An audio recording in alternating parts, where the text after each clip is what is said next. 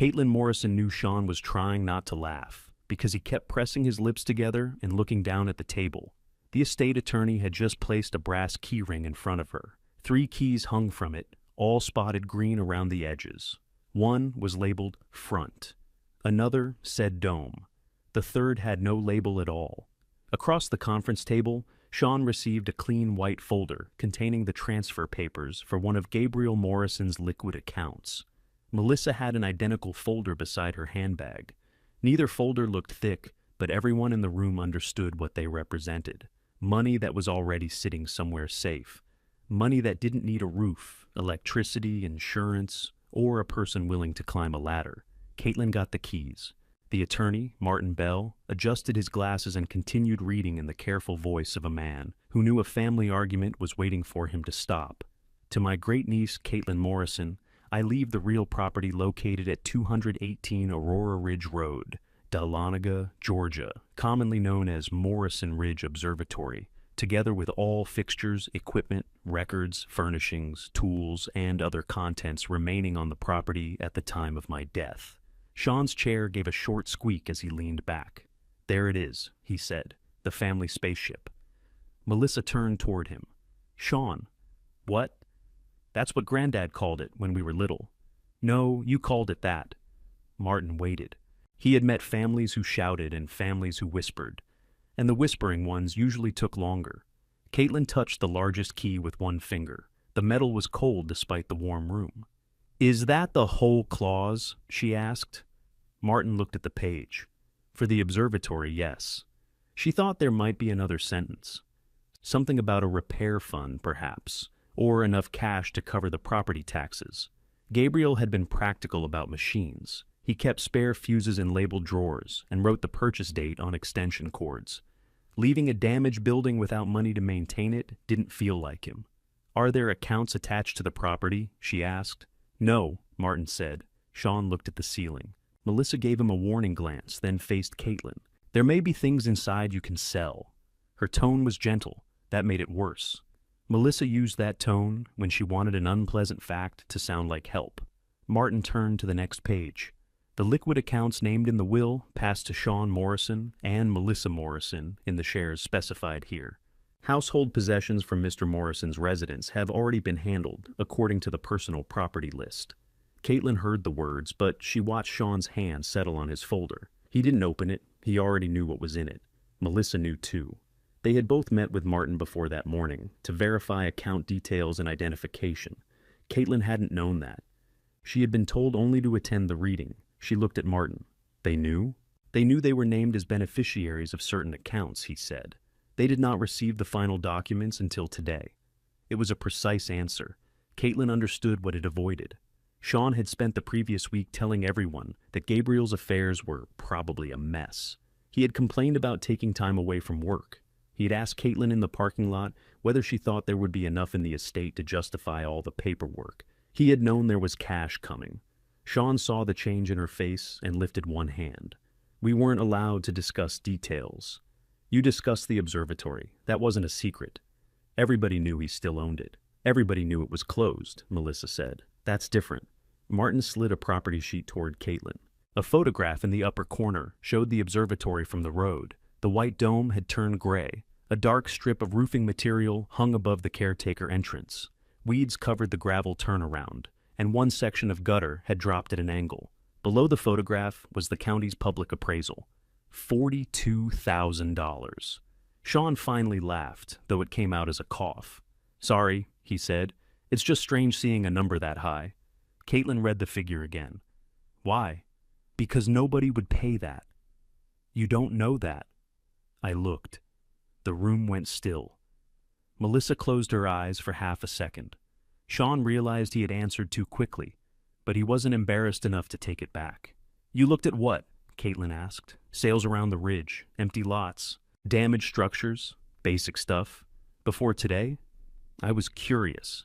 He contacted someone who works with a developer, Melissa said. It wasn't an offer. It was just a conversation. Sean turned toward her. Thank you, Melissa. She should know. Caitlin took her hand off the keys. You knew I might get it, and you checked what somebody would pay for it. We knew somebody had to get it, Sean said. Granddad wasn't going to leave it to the county. He heard the cruelty after he said it. Melissa heard it too. Caitlin was the only person in the room who didn't react outwardly. At 28, she had learned that silence made people reveal what they thought they had hidden. Gabriel had taught her that, without ever calling it a lesson. When a motor made an unfamiliar sound, he would turn everything else off and wait. He said most problems announce themselves if a person quit talking long enough. Sean filled the silence. I'm not saying he left it to you because it's worthless. That's exactly what you're saying. No, I'm saying there may have been practical reasons. You're local. You don't have a house to sell. You can deal with the cleanup. Melissa reached for her water and didn't drink it. Caitlin rented half of a small duplex south of La Nega. Sean owned a house outside Atlanta. Melissa owned a condominium there. They spoke of Caitlin being local, as if she'd remained behind because she lacked imagination, not because Gabriel had spent the last 2 years needing groceries, rides to appointments, and someone willing to sit through supper when he didn't feel like eating. Sean visited at Christmas. Melissa came more often, usually on Sundays, carrying flowers or a bakery box. They loved their grandfather. Caitlin had never doubted that.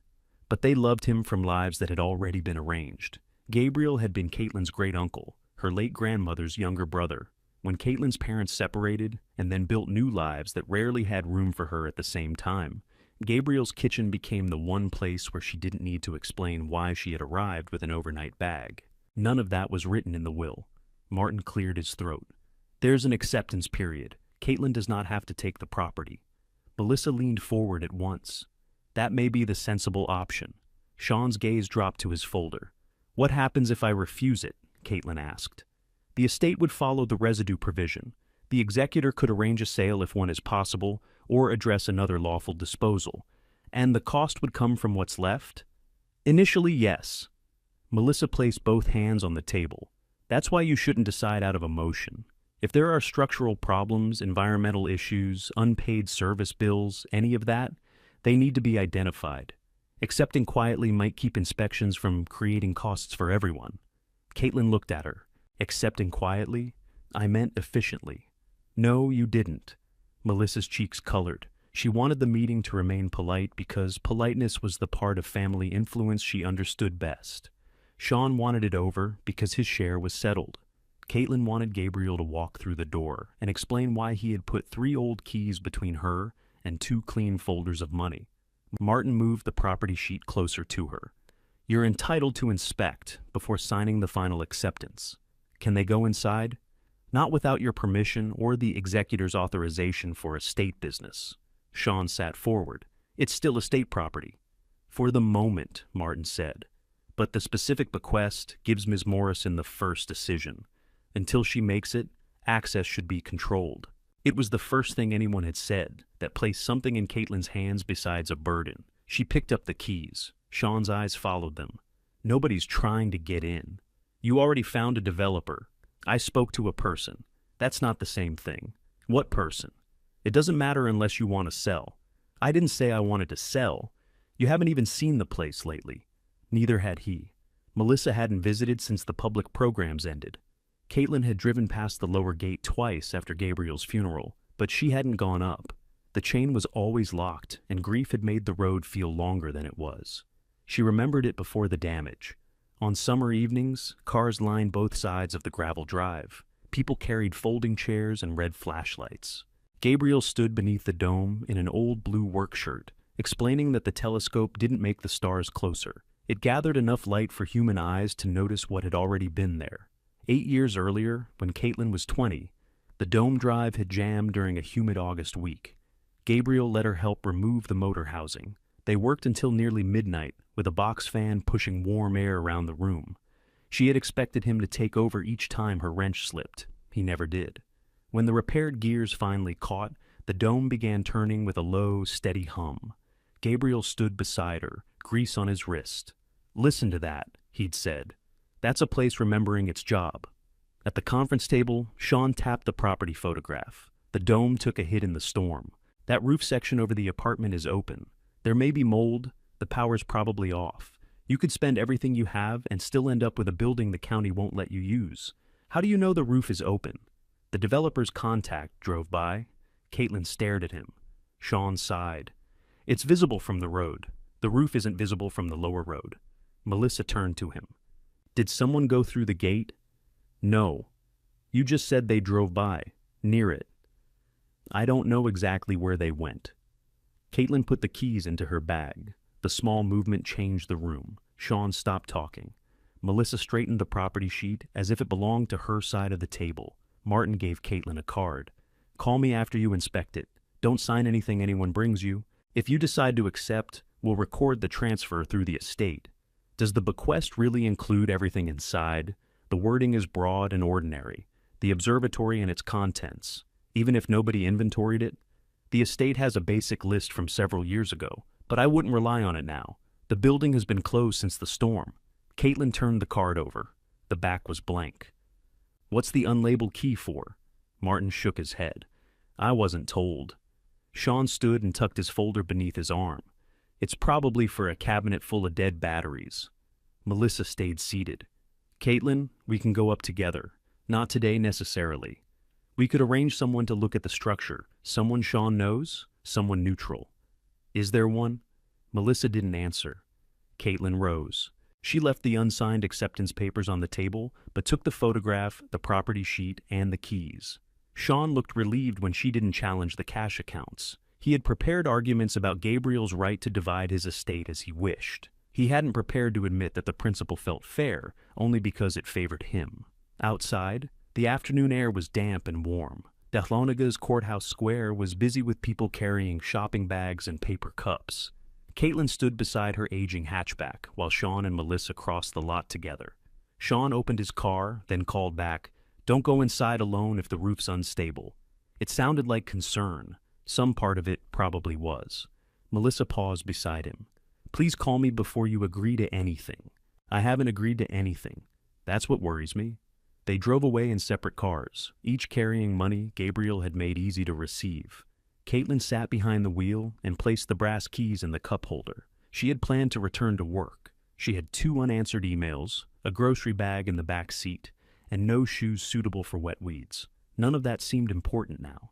She called the electric company first. The woman who answered asked for the service address, then placed her on hold. When she returned, her voice was cautious. The account was closed after storm damage. "We can't restore service without a safety release." "Who issues that?" "County inspection." Caitlin wrote it on the back of Martin's card. Her next call went to the county building office. A man checked the address and found an old closure note.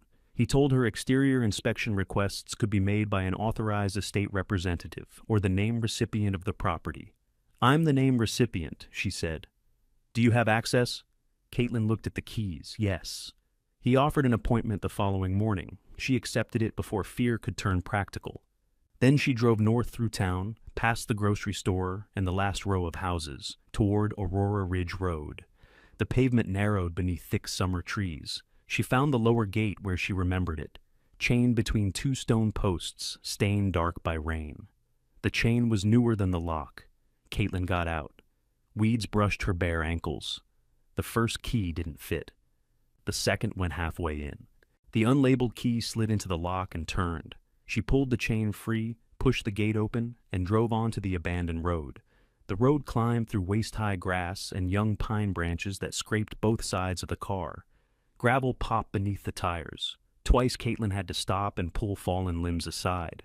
The second one left flakes of wet bark on her blouse and a dark streak across her forearm. At the last bend, the trees opened. The observatory stood on the highest cleared ground, a round concrete building joined to a low rectangular wing. Its dome rose above the ridge like a dented white bowl. Rust had spread beneath the metal seams. One shutter was closed, but the other sat slightly higher, leaving a black gap near the top. The caretaker apartment extended from the eastern side. A blue tarp covered part of its roof, or had once covered it. Half of the tarp now flapped loose against the gutter. Caitlin parked near the entrance and shut off the engine. Without the car running, the ridge was almost silent. Water dripped somewhere. Insects moved through the wet grass. Wind pushed the loose tarp up and let it fall with a tired slap. She took the keys and walked to the front door. The key labeled front worked after she lifted the sagging handle. The door opened 6 inches and struck something on the floor. Caitlin pushed harder. A swollen cardboard box dragged across the concrete inside, spilling old visitor brochures. The air smelled of damp paper, cold dust, and something electrical that had burned long ago. She used her phone light. The entrance room held a counter, 2 benches, and a wall covered with faded photographs. Dark watermarks ran down one corner. A ceiling tile had fallen across the counter and broken into gray pieces. Dead moths filled the glass cover of an emergency light. Caitlin stepped around the brochures. "Hello?" She felt foolish as soon as she said it. The building answered with a soft metal tapping from somewhere overhead. She found the electrical panel behind the counter. Every breaker had been switched off except one marked security. That one sat halfway between positions. She didn't touch it. A narrow hall led toward the dome room. The door at the end was locked, and the dome key opened it. Cooler air came through the gap. Her phone light reached the base of the telescope first. The cast-iron pier rose from the center of the floor, thick as a tree trunk, and painted dull black. Above it, the old equatorial mount stood beneath a canvas cover. One edge of the canvas had slipped, revealing a curved section of green-painted metal and a wheel with brass teeth. Caitlin stopped in the doorway. She had expected emptiness. Sean's talk about cleanup had put dumpsters in her mind. Instead, the main instrument was still there, covered and waiting. Tool cabinets lined the wall. The red lamps remained over the work tables. A rolling ladder stood beside the pier, exactly where Gabriel used to insist nobody leave it. The telescope tube looked shorter than she remembered, though the canvas made its shape hard to judge. She went closer and touched the cover. Dust came away on her fingertips. "Why did you leave all this?" she whispered. Gabriel had known how quickly neglected machinery failed. If he'd closed the place after the storm, he must have had a reason for leaving the mount assembled. Maybe he'd expected the repairs to happen sooner. Maybe illness had narrowed his plans before he admitted it to anyone. Caitlin walked around the pier. A thick drive cable hung loose from a junction box. There was rust at 2 mount bolts and a pale bloom of corrosion near the upper bearing. She knew enough to recognize danger, and not enough to measure it. That had always been her place with Gabriel, trusted to hold the light, fetch the correct socket, and keep her hands steady. Never the person who decided whether the whole machine could move. Her phone rang. Melissa's name appeared on the screen. Caitlin let it ring twice before answering. "Where are you?" Melissa asked. "At the observatory." "You went today?" "Yes." "Alone?"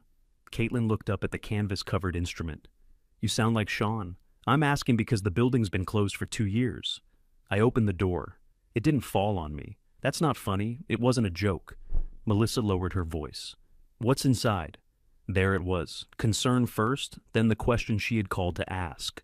The telescope, cabinets, old brochures. The telescope is still there. The mount is. I haven't uncovered everything. "Don't." Caitlin stepped away from the pier. "I wasn't planning to start pulling on it. I mean, don't move anything until we have an inventory. We? The estate, the family. However Martin wants it handled. Martin said the contents come with the property, if you accept it." Melissa spoke carefully, but Caitlin could hear a car signal clicking in the background. She was probably sitting in the office parking garage, delaying her drive home to make the call. "Is there anything that belonged to Granddad personally?" Melissa asked. "His notebooks? The brass eyepieces he used at public nights? I just got here. I'd like to see them before anything gets thrown away." "I'm not throwing anything away. I didn't say you were. You were about to offer to help. I am offering. No, you're asking me to keep everything untouched until you decide what matters." Melissa went quiet. Caitlin immediately wanted to soften it. That was the pattern. Melissa arranged the family meals, remembered birthdays, and sent messages before difficult anniversaries. When she crossed the line, she did it while carrying something useful. Caitlin usually thanked her for the useful thing and pretended not to see the line. "I can take photographs," Caitlin said. The offer came out before she chose it. "That would help," Melissa replied. "Wide shots first, then labels and drawers." Caitlin looked at the dark room. "Why drawers? For an inventory." "Whose?" "Caitlin, please don't make this hostile. I asked a question, and I'm trying to keep this from becoming a fight." That meant Caitlin was causing the fight by noticing it. She leaned against a work table and felt the damp edge of her blouse touch the wood. "I have an inspection tomorrow," she said. "A structural inspection, an exterior safety inspection." "Why did you schedule that already?" "Because the electricity can't be restored without it." Melissa waited. "You're thinking of keeping the place." I'm looking at it. You don't have to prove anything. Caitlin's jaw tightened. I didn't say I did. No, but you do this. Someone gives you a problem, and suddenly it's your job to make the problem grateful. The words landed because they were close to something true. Melissa regretted them at once. Caitlin could tell from the speed of her next sentence. I'm not criticizing you. I'm saying Granddad depended on you, and sometimes he shouldn't have. Caitlin looked toward the hall. He didn't make me come. You always say that. Because it's true. He called you for every little thing. He called me when he needed help. He called me too. And you sent flowers. Melissa inhaled sharply. Caitlin closed her eyes. That wasn't fair. No, Melissa said. It wasn't. For several seconds, neither spoke. Caitlin knew Melissa had driven Gabriel to a specialist in Atlanta more than once. She had taken vacation days after his surgery. Her flowers weren't an empty gesture, but Melissa liked help that could be scheduled, completed, and recognized. Caitlin's help had become part of daily life. The milk in Gabriel's refrigerator, the clean towels beside his shower, the old weather station reset after a power loss. She had mistaken being needed for being secure. A person could be useful every day and still be left out of the meeting, where everyone else learned what was coming. I'll call after the inspection, Caitlin said. Send the pictures first. Caitlin looked down at the dust on her hand. No. What? I'm not opening drawers for you. If there are personal things, I'll tell you. You can ask to see them, that's all. Caitlin, that's all. Melissa's signal clicked several more times. Fine, she said, but don't dispose of anything. I heard you. The call ended. Caitlin stood in the dark with her phone against her chest. She hadn't won anything. Melissa would tell Sean she was being difficult. Sean would say the property had already made her possessive. By evening, the two of them would have a version of the call in which they had offered sensible help, and she had refused it. The painful part was knowing how much she wanted them not to. She wanted Melissa to call back and say she trusted her. She wanted Sean to admit the developer had gone through the gate. She wanted both of them to understand that Gabriel hadn't handed her the family rubbish because she was the easiest person to burden. She wanted the observatory to prove her place among them. That was too much to ask of a damaged building, and she knew it even while asking. Caitlin turned on her phone camera. She photographed the water stains and the fallen ceiling tile for herself. She took a picture of the electrical panel and another of the corroded mount bolts. She didn't send them. Then she returned to the entrance and found the door leading into the caretaker apartment. It opened into a small kitchen. A wooden table stood beneath the window, with one chair pushed in and one pulled out. Cabinet doors hung open. The refrigerator had been emptied, but the stale smell inside made her shut it quickly. The apartment was less damaged than the public rooms. The roof leak had reached the kitchen wall, where the paint bubbled above the sink. The narrow living room remained dry. So did the bedroom at the far end. A mattress leaned against one wall. Gabriel's old reading lamp sat on the floor beside it. There were no clothes, medicines, or personal papers. Someone had cleared the apartment after the closure, probably Gabriel himself. Caitlin opened the bedroom closet. A blue work shirt hung from a nail. She knew it wasn't the shirt from that August repair. Gabriel owned several that looked alike. Still, she put her fingers against the cuff. The fabric was stiff from years without washing. For one quick second, she imagined taking it home. Then she heard Melissa asking about personal things. Caitlin left it where it was. In the kitchen, she tried the faucet. It coughed once and gave her nothing. She followed the pipes beneath the sink and found the local shutoff open. The main shutoff would be outside. She searched along the apartment wall, moving weeds with a broken broom handle. Near the rear corner, she found the valve box under mud and dead leaves. The handle inside was closed. When she turned it, water hissed somewhere beneath the building. Caitlin hurried back to the kitchen. The faucet spat brown water, then a cloudy stream, then clear, cold water that smelled faintly of iron. She let it run and watched the sink drain without backing up. It was a small thing, one working pipe in a building with a damaged roof and no electricity. She laughed anyway. The sound carried into the hall and came back thinner. Caitlin filled an old plastic bucket and began clearing wet plaster from the entrance floor. She moved the swollen box away from the door. Beneath it, she found the visitor register, its cover curled but the inner pages dry. The last completed page held names from a public night before the closure. Beside the final entry, Gabriel had written a note in his square block letters. Dome sticking again. Call Caitlin before running drive. It wasn't a message left for her. It wasn't proof of a secret plan. It was an ordinary maintenance reminder written by a man who expected another working evening. Caitlin read it twice. He had trusted her judgment more than she'd understood.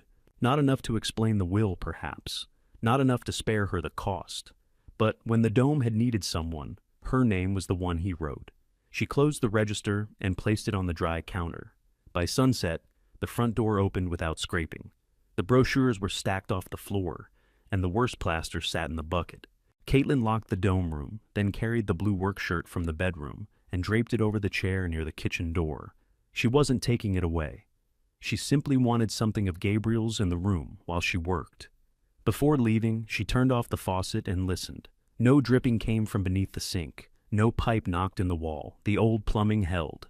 Caitlin washed the mud from her hands, left the bucket ready beside the entrance, and locked the door behind her.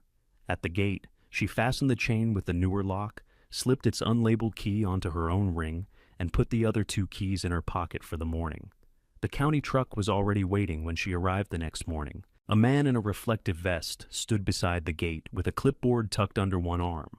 He watched Caitlin unlock the chain, then followed her car up the road. His truck carried a ladder, orange cones, and enough dents to show that the county sent it wherever roofs were likely to be troublesome. He introduced himself as Daniel Mercer and asked whether she had signed for the property.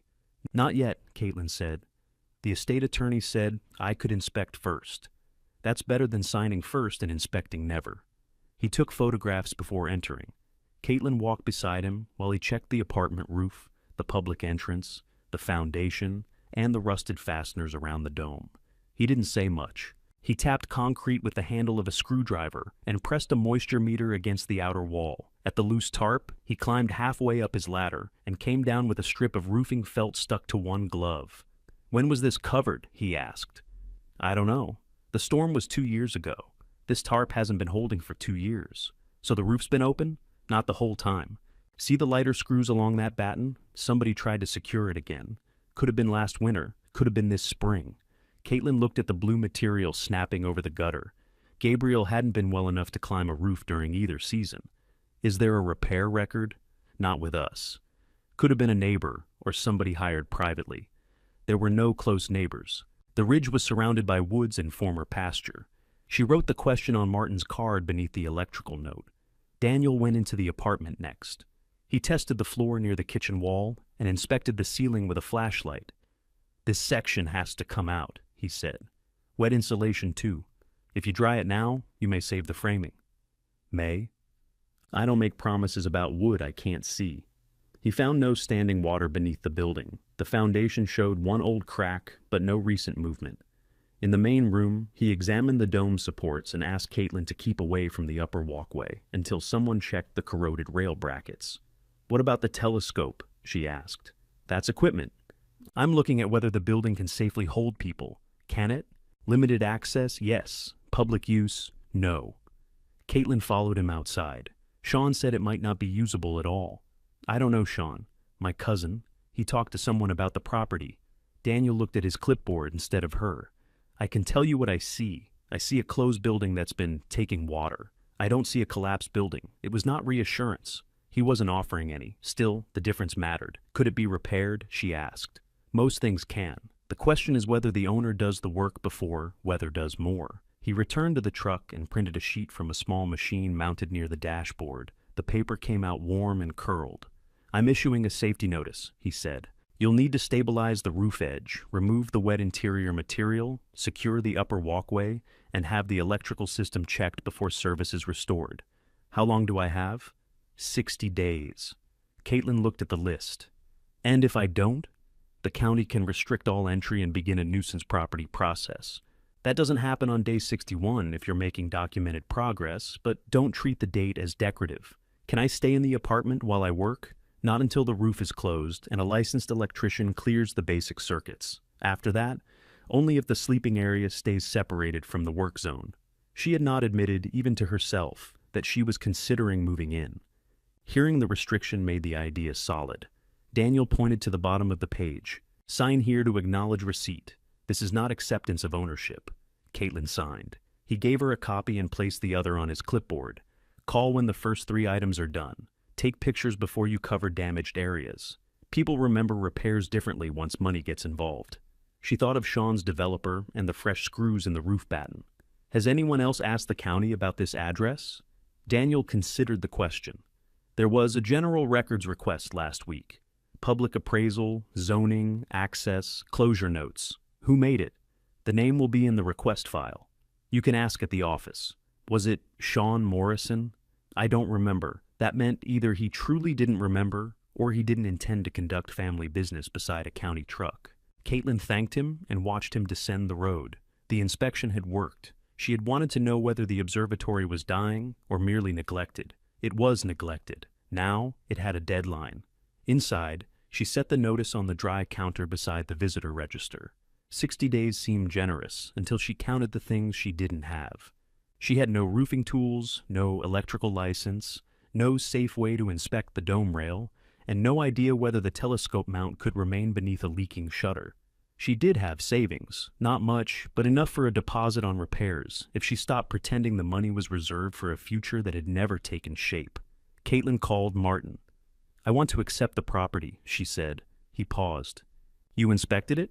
The county did. And? I have 60 days to make it safe. That sounds like a reason to think carefully. I have... She hadn't thought carefully by Sean's definition. She hadn't gathered estimates or calculated resale. She had walked through the rooms, opened a water valve, and read her name in Gabriel's maintenance book. It was not a sensible financial analysis. It was enough to know she wanted the decision to be hers. Martin told her to come by after lunch. She signed the acceptance in the same conference room where the keys had been placed in front of her. Sean and Melissa weren't present. Martin explained the transfer in plain terms and made sure she understood that the taxes, insurance, repairs, and safety notice would become her responsibility. The wording about contents remains the same, she asked. It does. Nothing can be removed after I sign. Not without your permission, barring a lawful reason unrelated to the estate. She signed her full name. Martin copied the page, placed her copy in an envelope, and handed it over. For what it's worth, Gabriel delivered these instructions himself. He was quite clear about keeping the property and contents together. When? I can't discuss every part of his planning, but the signed will dates from before the storm closure. Caitlin held the envelope still. So, he didn't leave it to me because the roof failed. No, that was the inconsistency she had felt at the table. Everyone had treated the observatory as a last damaged item Gabriel needed to put somewhere, but Gabriel had chosen its recipient while the building was still operating. Did he say why me? Not in the will, did you ask? Martin's expression changed slightly. I asked whether the language reflected his intention. He said it did. It was useful information, and no comfort at all. Caitlin left the office as the afternoon heat settled over the square. Before starting her car, she sent a photograph of the signed transfer page to Sean and Melissa. Melissa called immediately. You accepted it? Yes. With the safety notice? How do you know about that? Martin said there might be county requirements. I assumed. Caitlin let the answer sit. Melissa continued. You should have gotten estimates first. I still need estimates, that's my point. I didn't ask you to pay them. No, but if this goes wrong, who do you think you'll call? Caitlin looked through the windshield at people crossing between shops. Melissa wasn't entirely wrong. When Caitlin's car transmission failed 3 years earlier, Sean had found a mechanic, and Melissa had lent her part of the repair money. Caitlin had paid it back, but the memory remained available whenever they wanted proof that she needed managing. I'll call the people doing the work, Caitlin said. You don't even know who they are. Then I'll find out. She ended the call before she could apologize. Back at the observatory, she began with the cabinets, not opening them for Melissa. Opening them because the safety notice required tools, and Gabriel had stored every tool according to use. The first cabinet held cleaning supplies ruined by moisture. The second contained wrenches, penetrating oil, grease, and 3 heavy clamps. In the third, she found maintenance binders, swollen at the bottom, but readable above the damaged edges. She carried them to the dry work table. The newest binder covered dome service. Gabriel's entries became less regular after the storm closure, but earlier pages listed dates, part numbers, and the names of people who had assisted. Caitlin found her own initials beside the drive repair. Farther back, another name appeared again and again. Isaac Klein. His number was written on a label inside the cabinet door. Beneath it, Gabriel had added, "Optics and mount, call before moving anything." Caitlin called. A man answered over the noise of a machine. "Klein Optical Repair." "Is this Isaac?" "Depends who's asking." "My name is Caitlin Morrison." The machine stopped. For a moment, she thought the call had dropped. "Caitlin," he said. "Gabriel's?" "Caitlin?" The possessive startled her. "His great niece." "I know who you are. What happened up there?" "I'm at the observatory." "Inside?" "Yes." "You haven't moved the mount?" It wasn't a question. No. "Good. Is the canvas still over it?" "Yes." "Is the dome shutter open?" "Not much.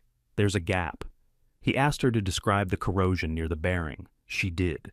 Then he asked whether the counterweight shaft sat level and whether the drive cable was attached. "The cable's loose," she said. "The tube also looks shorter than I remember." Isaac was silent again. "Don't remove the cover," he said. "I wasn't going to. Don't let anyone else remove it either." "Why?" "Because the mount wasn't left in operating balance. If part of the optical assembly is gone, the weight may be wrong. Corrosion can hold until somebody gives it a reason not to." Caitlin looked across the room at the covered shape. "Can you come look?" "I closed my service arrangement with Gabriel after he shut the building." "That isn't what I asked." He let out a breath that sounded almost like a laugh. "No, it isn't." She waited. "I can come tomorrow morning," he said. "I've got cooperative work until 9. I'll be there by 10 if the road's passable." "It's passable. For a normal car or for somebody who wants the answer to be yes?" "A normal car if you avoid 2 limbs." "Move the limbs." He ended the call. Caitlin found a handsaw in the tool cabinet and walked down the road. The first limb was light enough to drag. The second had caught beneath a low branch and took 20 minutes of cutting before it came loose. When she returned, sweat had soaked the back of her blouse. She stood inside the dome room and studied the canvas without touching it.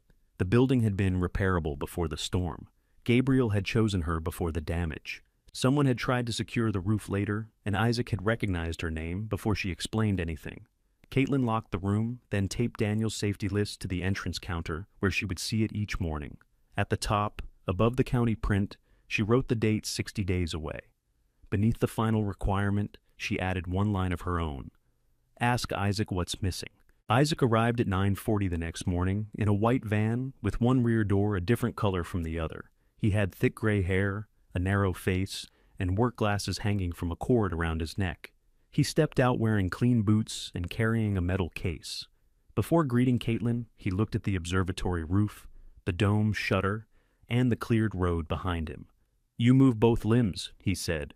"You told me to." "I expected one and an excuse." Caitlin locked the gate behind his van. "You don't know me well enough to expect excuses." Isaac glanced at her. "That sounds like Gabriel." It was the first kind thing he said, though his voice made it hard to tell whether he meant it kindly. Inside, he stopped at the county notice. 60 days? 59 now? Roof estimate? Not yet. Electrician? Not yet. Insurance? I'm working on it. He nodded toward the dome door. "Then let's see what's trying to kill us before you spend money on paint."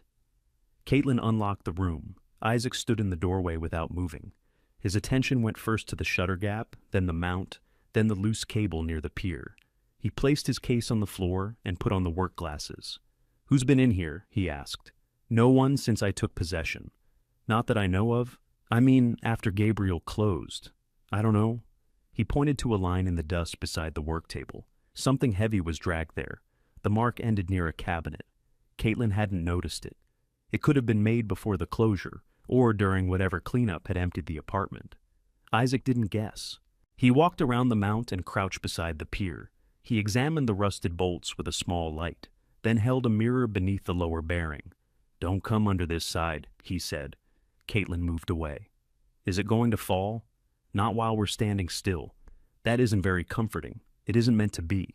He opened the metal case and removed a measuring gauge. For 20 minutes, he checked clearances without touching the drive wheels. Caitlin held his light when he asked and wrote down numbers when he called them out. The old pattern returned so easily that it bothered her. "Hold this. Write that. Stand there." She had wanted someone knowledgeable to come, yet within minutes she was waiting to be useful instead of asking what he saw. "What's missing?" she said. Isaac looked up from the gauge, the front assembly, which means he stood and pointed toward the shortened end beneath the canvas. This telescope used a large removable objective assembly. The glass sat in a fitted metal cell. That cell attached to the tube there. The lens? The primary objective? Yes. Was it here when the observatory closed? I don't know. I hadn't been inside for several months before the storm. You maintained it. I maintained the parts Gabriel asked me to maintain. That sounds careful. It is careful. He folded back only the lower edge of the canvas. The front of the telescope tube ended in a capped metal flange. Empty bolt holes circled its rim. This cap isn't original, Isaac said. It's a storage cover. Without the objective assembly, the instrument can't collect an image. Would Gabriel have sold it? Isaac's mouth tightened. Gabriel sold things when there was a reason. He also wrote the reason down. Could it have been stolen? There are no pry marks here. Somebody removed those bolts with the correct tool. Caitlin touched the edge of the canvas, then stopped before making contact. So, whoever took it knew the telescope, or listened to somebody who did. Did you take it? Isaac met her eyes. No. She waited for anger, but what came was disappointment. I had to ask, she said. Yes. He covered the flange again.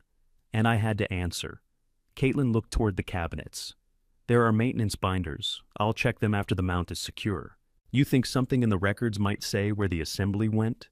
I think records are easier to read when several hundred pounds of corroded equipment aren't leaning over the person reading them. He asked for the penetrating oil from the tool cabinet.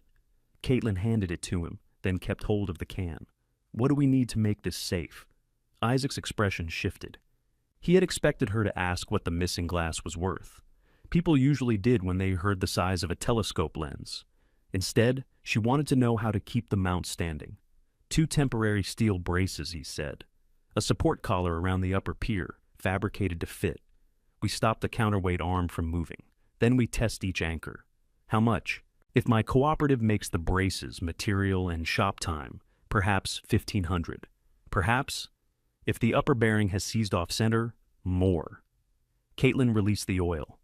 I can't ask your cooperative to work for free. No, you can't. Would they take payments? They're repair technicians, not a bank. He let her sit with that, then added, we need a training site. Caitlin looked at him. Our current shop is too small for mounted optical systems.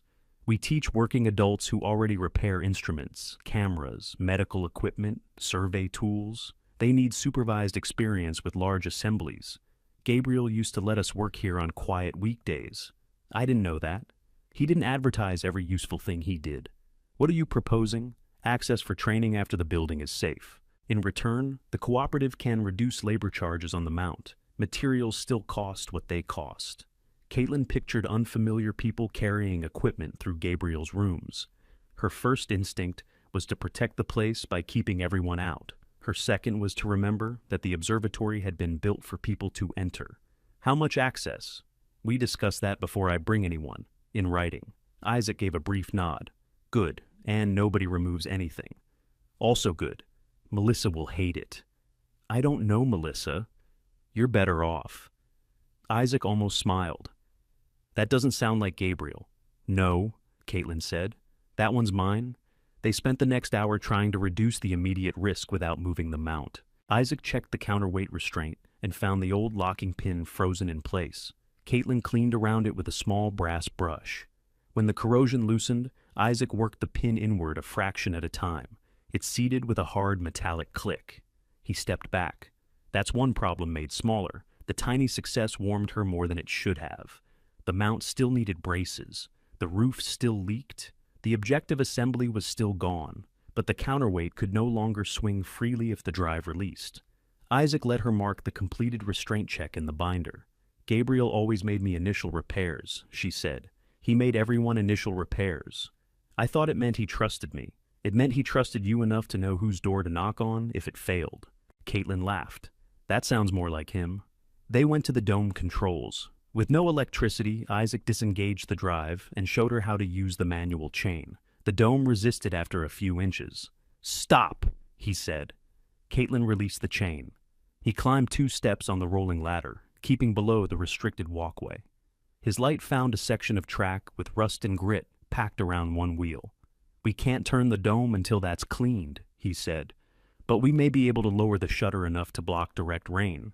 They used a service rope from the wall cabinet. Isaac secured it from the floor, while Caitlin guided the loose shutter edge with a long fiberglass pole. It moved less than a foot, scraping loudly, then settled against the lower seal.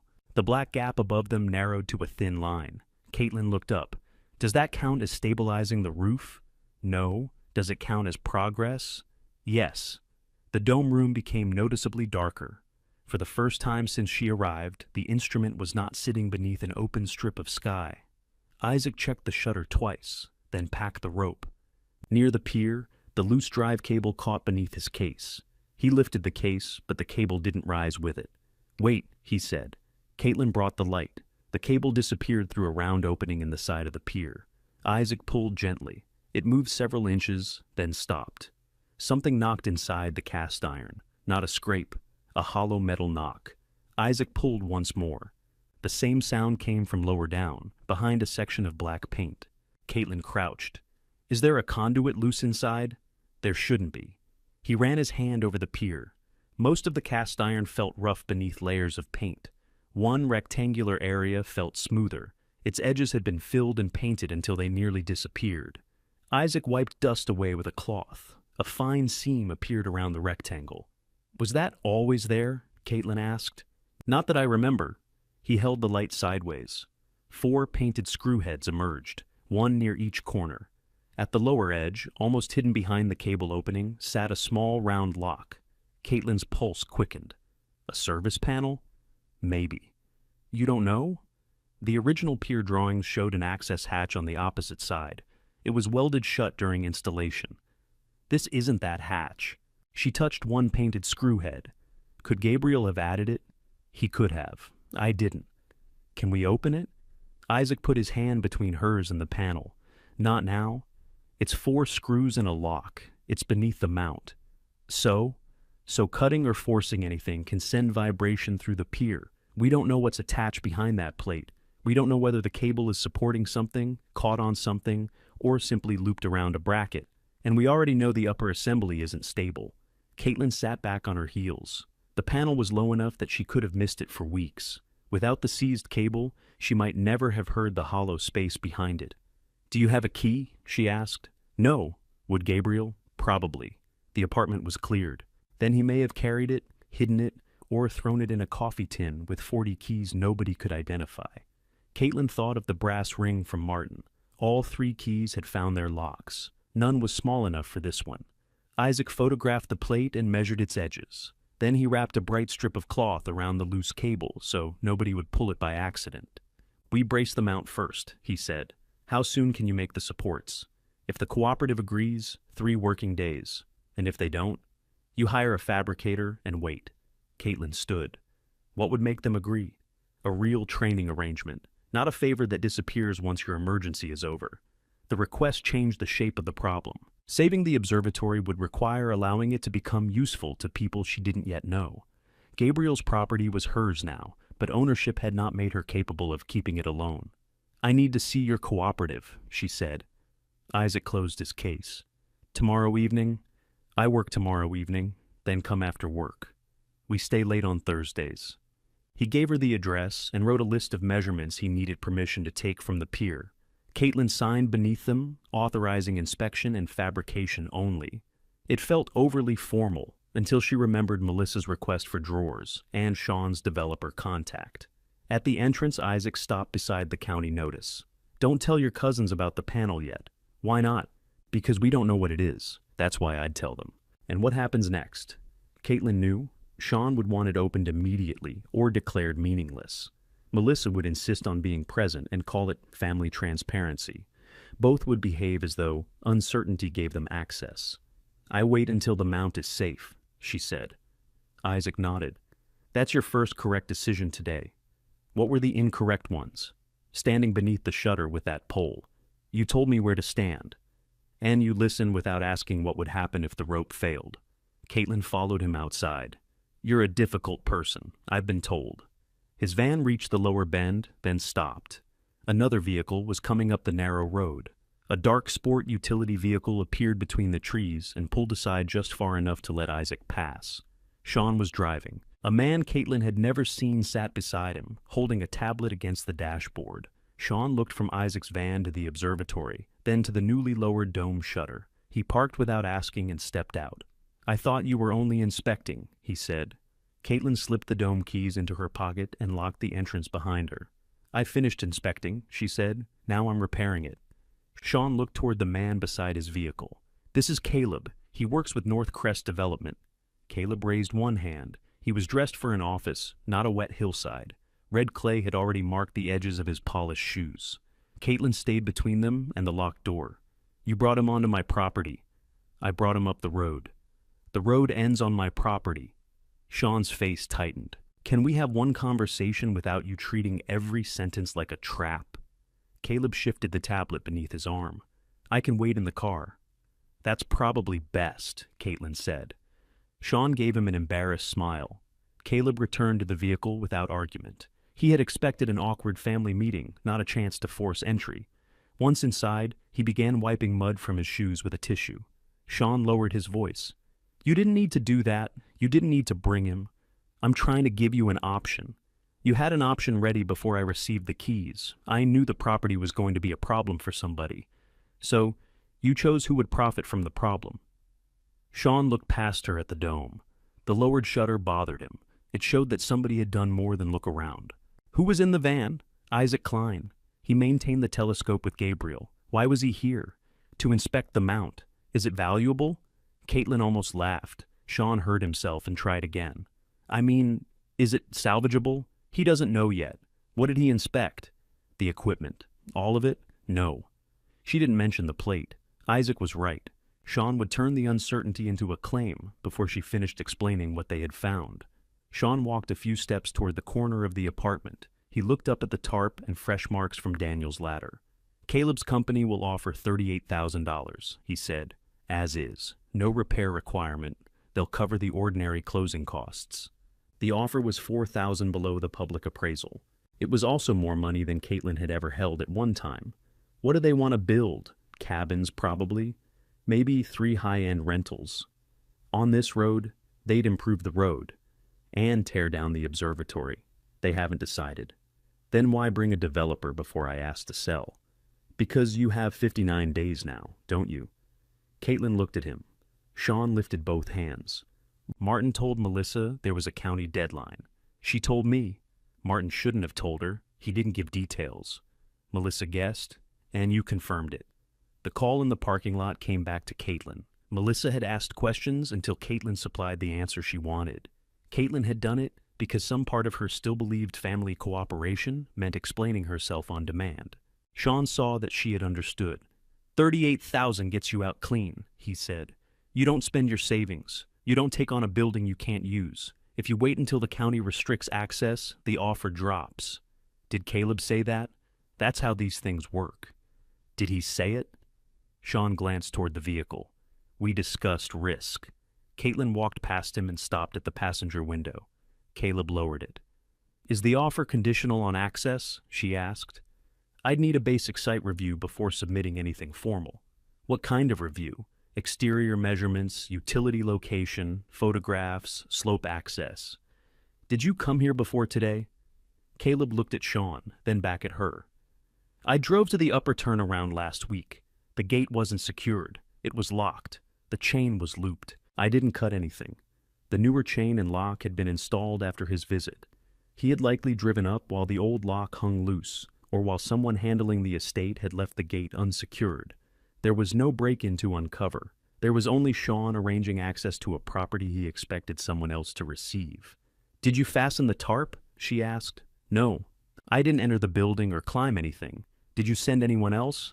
No, she believed him. His answers were direct, and Sean's discomfort showed that this was the first time he had heard about the loose gate.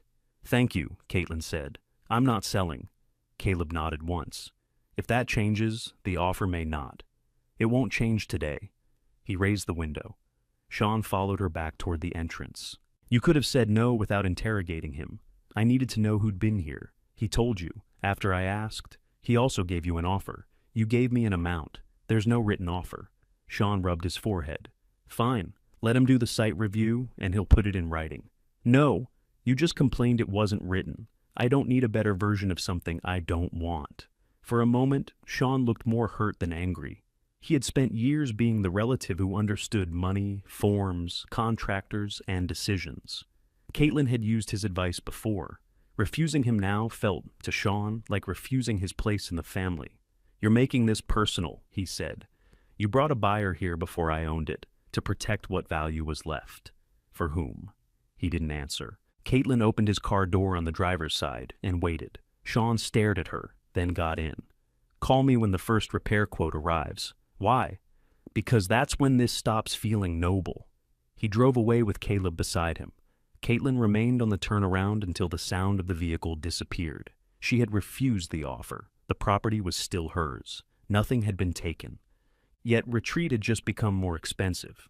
If she failed now, Sean would remember that she had turned down money and call the failure a choice.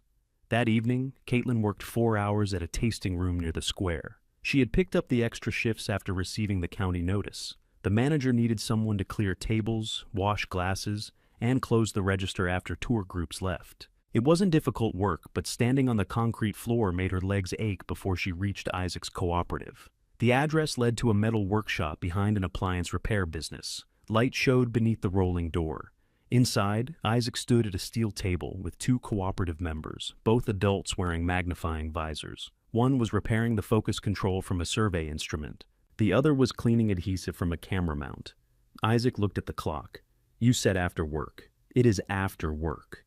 You look like it's after 2 jobs. It is. He didn't ask further. He handed her safety glasses and led her to a clear section of the table. A rough drawing of the telescope pier lay beneath several metal samples. I can fabricate the upper collar in 2 halves, he said. The braces will anchor to the floor outside the original mount bolts. We won't disturb the pier. How much? $1,460 for materials and shop use. Cooperative labor in exchange for training access, assuming the site becomes safe. The amount took most of what she had planned for the roof deposit. If the site doesn't become safe, you owe the regular labor rate. How much is that? Another $2,000. Caitlin studied the drawing. And if the mount is worse once it's supported, we stop and decide again. One of the cooperative members lifted his visor. We can reuse the braces for training rigs later. That's why the materials aren't higher. Isaac nodded. But they remain with the observatory. We're not stripping your supports when a class ends. Caitlin appreciated that he had said your supports. She also noticed the condition hidden beneath it. If she agreed, people would rely on her to finish the building. The cooperative needed more than 1 day of access. Isaac was asking her to become responsible for a working place, not merely save a structure from closure. Can I see your training agreement? She asked. Isaac handed her 2 pages. The terms were plain. 1 supervised evening each week after approval for use. No removal of observatory property. Cooperative members supplied their own small tools. Caitlin could suspend access for safety repairs, but not simply because she changed her mind about sharing the site. At the bottom, Isaac had added a line promising reduced mount labor in return. You wrote this today? She asked. After meeting you. You decided fast. I've wanted that room back for 2 years. There was no sentiment in the answer. That made her trust it more. Caitlin read the agreement again. I want a rule that nobody photographs records or personal items without permission. Isaac added it. And I need the first bracework counted as repair progress for the county. I can provide an invoice and installation record. The county decides what it counts. She signed. Isaac signed beneath her name and gave her a copy. Deposit is half. Caitlin transferred the money from her phone. Her savings balance dropped to a number that made her stomach pull tight. One deliberate action had worked. She had secured skilled help at a rate she could reach. The help now depended on her making the observatory usable. Isaac showed her the steel stock they would cut the next morning. He let her check the measurements against his drawing. One dimension differed from the notes he had made at the pier. This says 23 3/4, Caitlin said.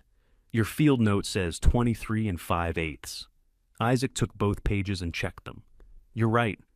Which one do you build? Neither, until we measure again. The smaller error would have left the collar loose. Caitlin felt a quiet satisfaction when he crossed out the shop dimension. You can read a fabrication drawing, he said. I can read numbers. Many people believe that until the numbers disagree. He rolled the drawing and placed it in a tube. We remeasure tomorrow. Then we cut. Caitlin reached the observatory after 10. She had returned only to collect the maintenance binders so she could look for any record of the missing front assembly. A vehicle waited outside the gate. Melissa stood beside it with a cardboard storage box and a ring binder held against her hip. When Caitlin pulled up, she stepped into the headlights and raised one hand. I heard you turned down Sean's offer, she said. Caitlin got out but didn't unlock the gate. What's in the box? Archival sleeves, labels, gloves, things we'll need if Gabriel's papers are still inside. I didn't invite you. No, Melissa said. And now Sean thinks there may be equipment worth saving. You've made an access deal with someone we don't know, and a developer has seen the property without a proper inventory. Caitlin's hand paused over the key ring. How do you know about Isaac? Sean photographed his van. Melissa shifted the box against her hip. I'm not here to take anything. I'm here because if this place is going to matter again, I won't have our family history handled by strangers. Caitlin took the box from Melissa and set it on the hood of her vehicle.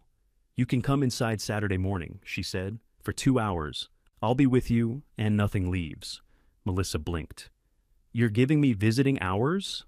I'm giving you access. To Granddad's things, to my property. The sentence sounded harsher than Caitlin intended, but she didn't pull it back. Melissa had arrived after dark with supplies and an expectation that the gate would open. If Caitlin rewarded that, every boundary afterward would become another family argument. Melissa folded her arms. Do you hear yourself? Yes, I brought preservation materials, and I said you can use them Saturday. Why not now? Because I came from maintenance records and I have work in the morning. Melissa looked toward the dark ridge. You're going to let Isaac's people use the building every week, but I need an appointment. They have a written agreement. I'm family. That's not an agreement. Melissa's face changed. Beneath the careful clothes and organized concern, she looked tired. Fine, she said. Saturday. She put the box back in her vehicle.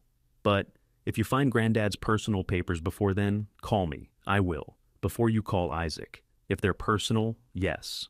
Melissa drove away without saying goodnight. Caitlin unlocked the gate and went up alone. She carried the maintenance binders to her car, then checked the kitchen ceiling. The damp patch had widened by nearly an inch after the afternoon rain. She placed a bowl beneath it. A drop struck the bottom while she stood there. The next morning, the roofing contractor pushed a probe through the soft section above the apartment and showed Caitlin the darkened end. The decking's gone along this edge, the woman said. Temporary cover won't pass a stabilization. We need to remove the wet section, replace the decking, and close it properly. How much? $4,800 if the rafters are sound. And if they aren't? I call you before I cut further.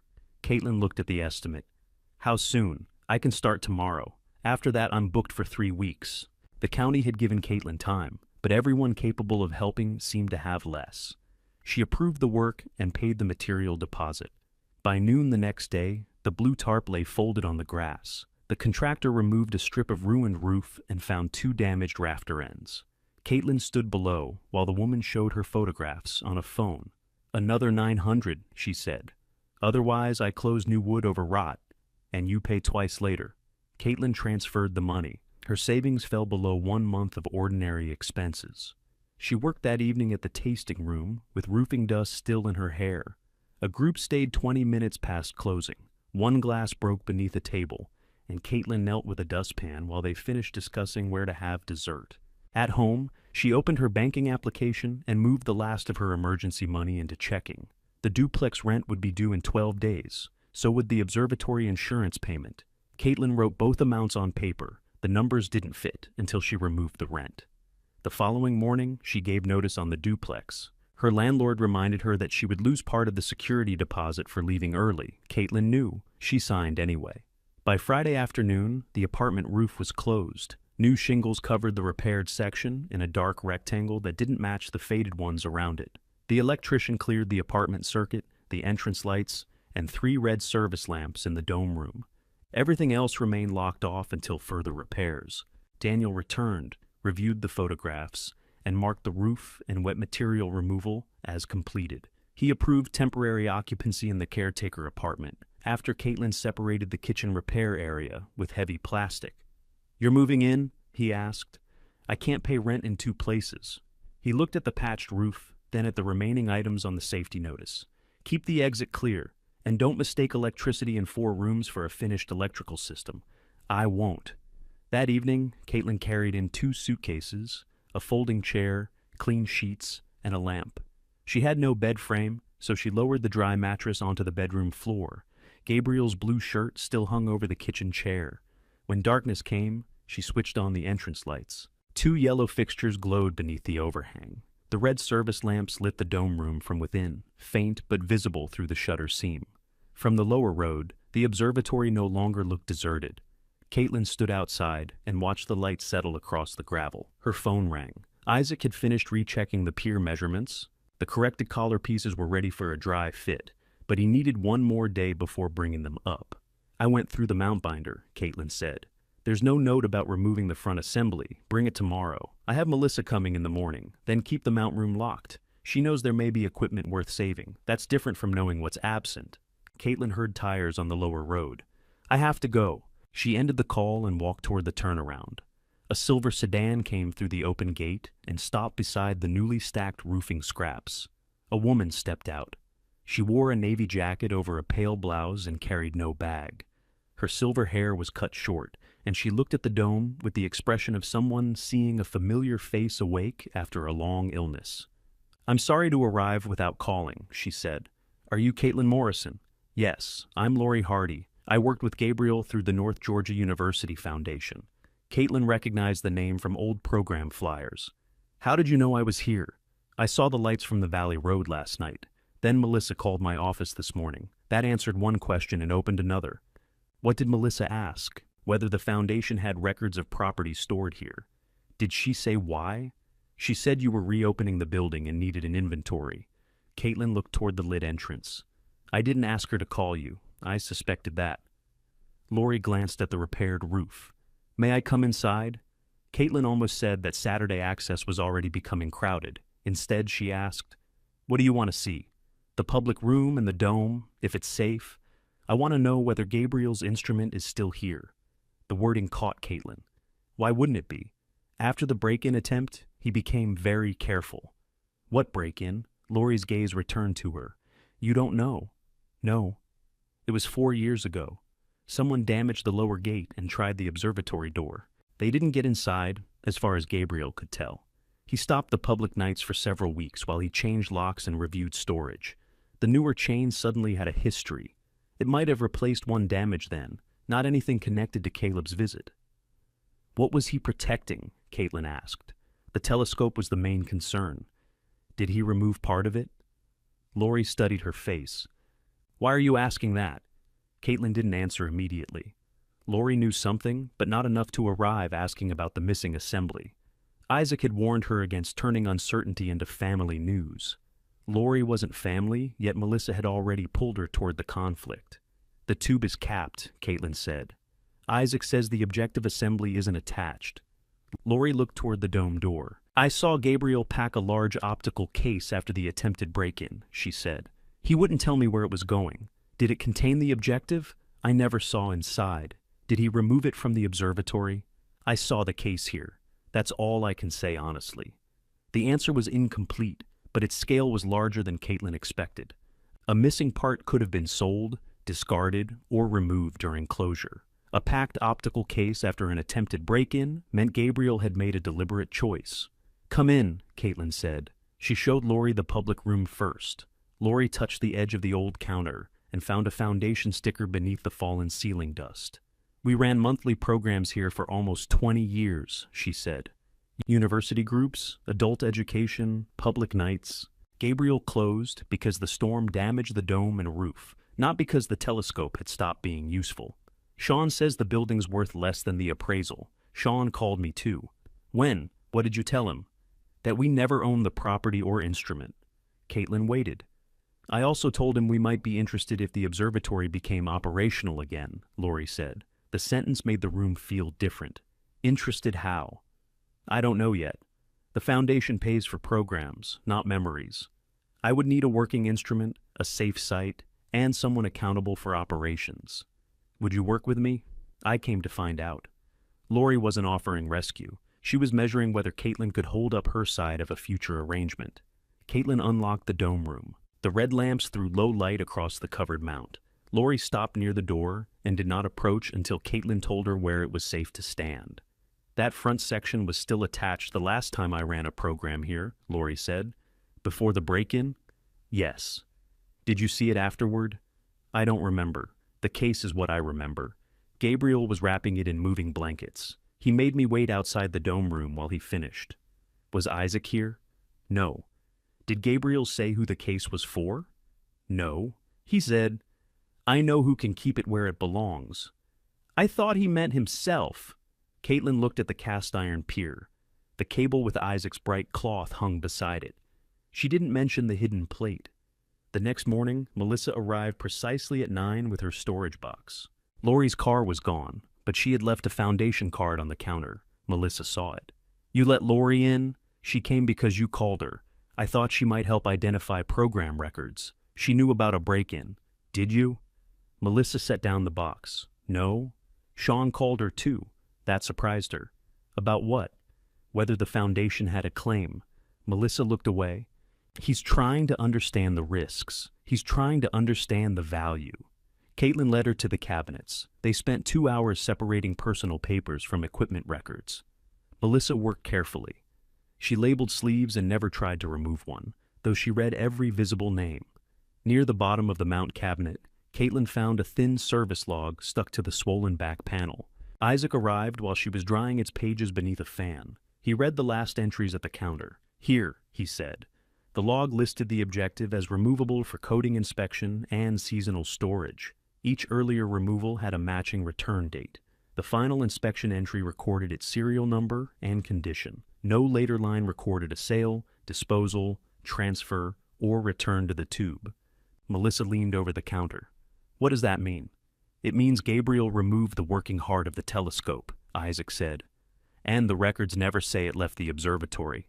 Caitlin looked from the log to the locked dome room. Making the building safe was no longer enough. Even reopening it would only restore an empty shell, unless she could prove what Gabriel had protected and where he meant it to remain. She took the service log from Isaac and placed it in one of Melissa's clear archival sleeves. Make me a copy, she said. The original stays here. Melissa looked at the sleeve in Caitlin's hand. I can scan it at my office. No. We'll use the copier in town. You trust a copy shop more than me? I trust a process we can both watch. Isaac kept reading as if the argument were happening in another room. Melissa gathered the loose pages into order. What are you planning to do? Find every record tied to that serial number. Photograph where it was stored. Compare the service dates. Then make the mount safe. And if the objective isn't here, then I'll know that. What if Granddad gave it to someone? Then there should be a record. What if there isn't? Caitlin sealed the sleeve. Then we keep looking at what we can prove. She didn't ask Melissa what Sean would think. She didn't ask whether they believed Gabriel had chosen her for a reason. Their belief could no longer repair the telescope or change the county deadline. Melissa waited for more, but Caitlin carried the log to her car. They drove separately to the copy shop. Caitlin made 3 copies. One went into a locking file box in the caretaker apartment. Isaac took one for technical comparison. Melissa received the third after signing and dating a simple list showing what she had copied. This feels ridiculous, Melissa said. It feels clear. You think I'd change a maintenance log? No. Then why make me sign? Because a month from now, I don't want us arguing about who saw which page. Melissa signed. Outside, she put her copy in the archival box. Sean will hear about this. I assumed he would. Do you want me to tell him anything specific? No. Melissa looked almost offended by the lack of instructions. She was used to standing between people, carrying softened versions of one person's words to another. It gave her a role in every disagreement. What about the hidden panel? She asked. Caitlin stopped. Melissa watched her carefully. There's black paint on your sleeve and a fresh work cloth tied around a cable. Isaac kept looking at the base of the pier. I'm not blind. Did you touch it? No. Good. What's behind it? We don't know. Does Isaac? No. Why didn't you tell me? Because you would ask everything you're asking now. Melissa closed the vehicle door. If you open it, Sean and I should be present. That's not your decision. If it may contain estate property, it affects us. The observatory and contents were transferred to me. You keep repeating that as if family stops mattering when a paper is signed. It didn't matter enough for you to tell me about the cash accounts. Melissa went still. Caitlin hadn't planned to say it. Once spoken, though, it didn't feel like a weapon. It felt like the name of the thing they kept walking around. We were told not to discuss details, Melissa said. You could have told me you knew more than I did. I didn't know what you were receiving. You knew I wasn't in those meetings. Melissa looked toward the shop window. I thought Martin had contacted you separately. Did you ask? No. That was the small truth beneath all of Melissa's careful help. She had preferred not to know whether Caitlin was included, because knowing might have required her to risk her own comfortable place. Caitlin nodded toward the archival box. Keep the copy dry. If we open the panel, I'll decide who needs to witness it. Melissa got into her vehicle without another argument. Back on the ridge, Caitlin made a workboard from a sheet of plywood. She divided it into 3 columns: county safety, telescope records, operating use. Under county safety, she listed the remaining walkway and electrical requirements. Under records, she wrote the objective serial number and every binder that might contain it. Under operating use, she wrote Isaac's weekly training arrangement and Lori's conditions. For the first time, the tasks were connected. The building could not survive as a locked family monument. The cooperative needed a training room. The foundation needed public use. The missing objective mattered because it could make the observatory an instrument again. Caitlin called Lori. I want you to come back while Isaac is working, she said. For what purpose? To tell us exactly what the foundation would need before you considered a program. That's a longer conversation. Then bring a longer list. Lori arrived Monday afternoon with a measuring tape, a folder, and shoes suitable for the ridge. She and Caitlin walked every room. Lori checked the entrance width, counted usable outlets, and stood in the caretaker kitchen, while Caitlin explained that the bedroom would remain private. If the foundation pays for operations, that doesn't make this apartment foundation space, Caitlin said. I wasn't assuming it did. Melissa did. I'm not Melissa. Lori wrote a note. Private residence, separate from program access. The direct answer eased something in Caitlin. Lori had an interest in the observatory, but she did not need to pretend that interest was concern for family. In the dome room, Isaac and 2 cooperative members had removed the loose grit from the lower track. Steel collar halves rested on padded blocks near the pier. They had not attached them. One measurement still needed checking after the counterweight restraint settled. Lori stopped beside the workboard. You're planning for public use before you know whether the instrument can be restored. I'm planning to know what restoration needs to accomplish.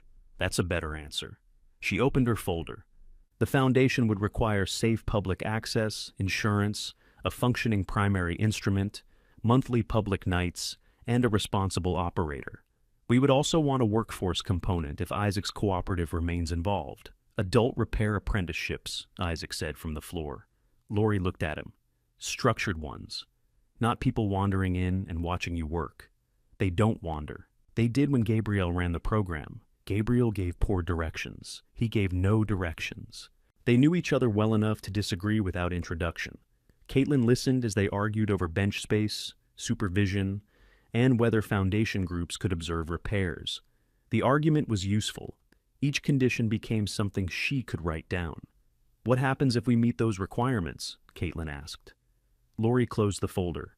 I can prepare a proposal for a 3-year operating agreement. Prepare one now. The instrument does not work. Make it conditional. Lori studied her. Why? Because I'm spending money based on the possibility that this place has a use. I need to know what the possibility actually looks like. Isaac stopped working. Caitlin continued. I'm not asking you to fund repairs today.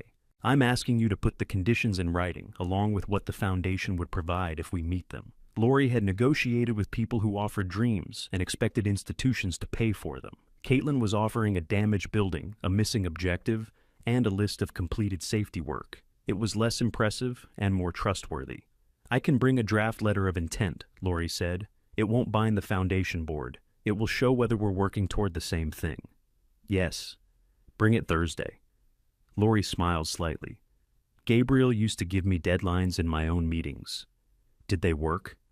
More often than I admitted. After she left, Isaac checked the pier again.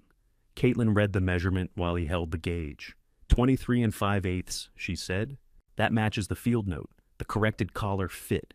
The two steel halves closed around the upper pier without touching the painted service plate below. The cooperative members tightened them evenly, alternating sides. Isaac checked the gap at 4 points. "This is not full support," he told Caitlin. "It controls lateral movement while we assess the floor anchors. Nobody opens the plate. I heard you. You hear many things. Then you become curious." I was curious before I heard them. They attached one temporary brace to a surface block rather than drilling the floor. The mount's visible lean reduced enough for Isaac to begin checking the dome drive safely from below. The original motor still had continuity. The control relay did not. Caitlin found the replacement relay number in Gabriel's cabinet. Isaac's cooperative had an older compatible unit on a shelf at the workshop. By Wednesday evening, it was installed. The electrician returned and cleared the dedicated drive circuit after testing it. Caitlin paid his invoice from the money she had earned washing glasses. Isaac stood at the control box. One cooperative member watched the track. Caitlin held the stop switch. "Only 3 feet, Isaac said. "If the wheel complains, stop." He pressed the control. The motor hummed, hesitated, then caught. Above them, the dome moved. Rust dust fell in a thin line from the track. The wheel passed the clean section without slipping. 3 feet became 4 before Caitlin hit the stop switch. Silence returned. The dome had turned for the first time since the closure. Caitlin looked up at the shifted shutter seam. She remembered warm air, grease on Gabriel's wrist, and the night he had trusted her to keep a wrench steady. This time, no one had assigned her the small job. She had arranged the people, set the conditions, paid the invoice, and stopped the test herself. Isaac checked the track. "No new scoring. Can we run it again?" "Tomorrow." The practical answer pleased her more than praise would have. Thursday afternoon, Lori returned with the draft letter. The Foundation proposed to develop a formal operating agreement if Caitlin restored the telescope, completed safety approval, maintained monthly public access, and hosted a supervised adult optical repair apprenticeship. No dollar amount appeared yet. Lori explained that the board needed cost projections before authorizing one. Caitlin signed only to acknowledge receipt. Lori signed beside her. They stood outside while Isaac tested another short movement. The white dome turned slowly above them, visible from the lower road. Lori took one photograph for the Foundation Facilities Committee. Caitlin approved the angle before she sent it. By evening, the image had reached Sean. He called while Caitlin was covering the new collar with a dust cloth. "What agreement are you making with the university?" he asked. "A conditional one. You don't have authority to use Granddad's name for a public partnership. I own the observatory. You own damaged property. You don't own the family legacy." Caitlin looked at the workboard, the service log copy, and the locked plate beneath the supported mount. "Then, it's fortunate I'm restoring a telescope," she said, "not asking your permission." Sean didn't answer for a moment. Then he said, "I'm asking Martin to stop this." Martin transferred the property. He transferred a building and whatever ordinary contents were there. If Granddad removed a major piece of equipment before he died, it may not be part of what you received. Caitlin looked at the service log beneath its clear sleeve. "You spoke to Melissa." "She showed me the record. It's her copy. And it concerns the estate. It concerns the observatory. That's exactly what needs to be decided before you make promises to the university. You're not worried about promises. You're worried there may be something here North Crest didn't price." Sean's voice hardened. "Do not open that panel." Caitlin stood very still. Melissa had noticed the panel, but Caitlin had not told her where the missing objective might be. Sean's instruction confirmed that Melissa had told him everything she knew and let him arrange it into the most profitable suspicion. "You haven't seen it," Caitlin said. "I don't need to. If there's a compartment inside the telescope support, it needs to be inventoried before you touch it. The pier is part of the observatory. If Granddad put personal property inside it, that doesn't magically make it yours. The will says the observatory and its contents. The cash residue comes to Melissa and me. Anything valuable that was removed from normal use may belong to the residue." Caitlin heard papers moving on his end. He had prepared his argument before calling. "Did Martin tell you that?" she asked. "I emailed him. That isn't what I asked. He hasn't answered. Then you're giving legal opinions because a developer wants my land. I'm trying to keep you from creating a mess none of us can undo. You were happy to sell the mess for $38,000. I was happy to keep you from pouring money into it. Now a foundation director is talking about agreements. An equipment cooperative is drilling around the telescope, and nobody can tell me what's in the building. The cooperative hasn't drilled anything. Stop the repairs until there's a complete inventory. No. Caitlin, no. She ended the call. At 7 the next morning, an email from Sean reached her. Melissa, Martin, Isaac, and Lori. The subject line read, "Request to preserve estate property." Sean's message was calm. He wrote that recently located records suggested a significant optical component had been removed from service before Gabriel's death.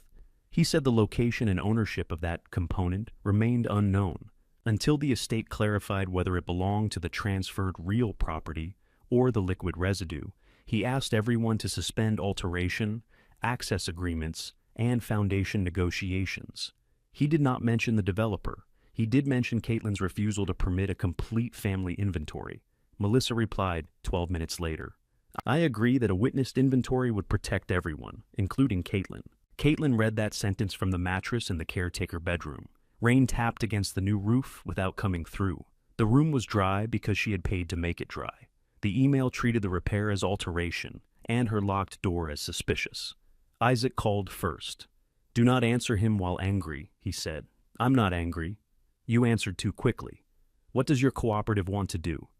"Our agreement is with the property owner. That is you. So, you'll continue?" "I'll continue the safety work. I won't drill floor anchors until Martin answers the ownership question. The anchors have nothing to do with ownership. They create the conditions for opening that panel. Sean will say, 'I helped you disturb disputed property after receiving notice.'" Caitlin got off the mattress. "You said we had to brace the mount. We do. You said the service plate couldn't be touched until then. It can't. Now you won't finish the braces because he told you not to touch the plate. I won't finish them today." It was a careful distinction, and she hated it. Then his email worked, for today. After the call, Lori sent a shorter message. The foundation would pause review of the operating proposal until the estate question was resolved. Her draft letter remained informational only. Caitlin called her. "You told Sean the foundation has no ownership claim," she said. "We don't." "Then why pause?" "Because the proposed agreement requires a functioning instrument controlled by the operator. At the moment, the central component is missing, and 2 beneficiaries have raised a question about who controls it if found." "2," Melissa replied in support. She supported an inventory. That is how our counsel will read it. Caitlin walked into the kitchen. Gabriel's shirt hung on the chair where she had left it. "You know he packed the objective after the break-in. I know he packed a case that could have held it. And the log says it was never transferred. The log says no transfer was recorded. You believe it's still here. What I believe is not what I can put before a foundation committee." Lori's tone was not cold. It was worse than cold. It was responsible. "What would you need?" Caitlin asked. "Clear ownership, authenticated equipment, and no unresolved claim likely to interrupt public use. So Sean only has to keep claiming. No, he has to be answered with evidence. Martin can answer the will. Martin can explain the clause. He cannot authenticate a lens nobody has found." Caitlin looked toward the dome door. "If we open the panel with witnesses, that would establish what is inside. And if Sean says I planted it, then the witnesses matter." The price of certainty became clear. Caitlin could not protect the discovery by keeping it private. If the panel held anything tied to Gabriel's decision, the people most likely to challenge it needed to see the first moment it appeared. "I want you present," she said. Lori paused. "As a witness from the foundation, as someone who saw Gabriel pack the case." "All right, Isaac too. He should be. And Sean and Melissa. That will be unpleasant. I'm finished making important things easy for them." Lori agreed to hold the following Friday afternoon, provided the mount was safely supported. It was 8 days away. Martin answered the email later that morning. He wrote that the observatory and its contents had been specifically transferred to Caitlin. Anything physically incorporated into or stored within the observatory at transfer would ordinarily follow that clause. If an item had been removed before Gabriel's death and stored elsewhere, its treatment might depend on the facts. Sean replied with one question. Would a removable objective hidden outside its normal operating position count as an observatory content or an estate asset? Martin did not answer by email. He called Caitlin instead. "I can't prevent your cousins from making a claim," he said. "I can tell you the recorded transfer remains valid. Can they stop repairs? Not merely by asking. Can they stop me from opening a compartment in my own telescope pier? not merely by asking.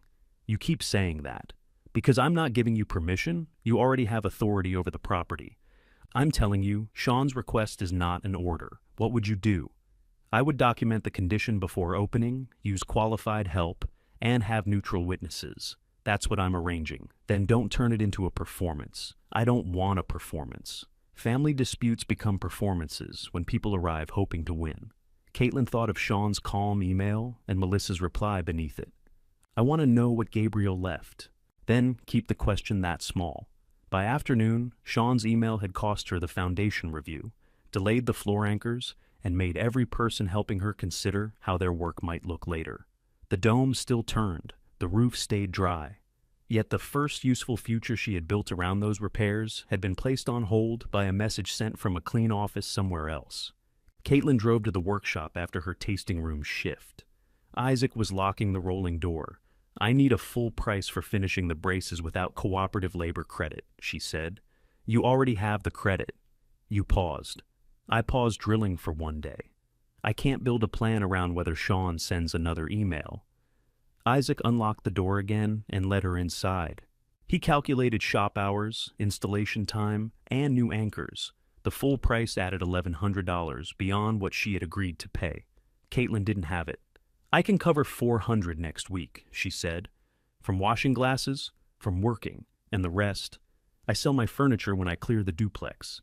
Isaac put down his pencil. Gabriel would object.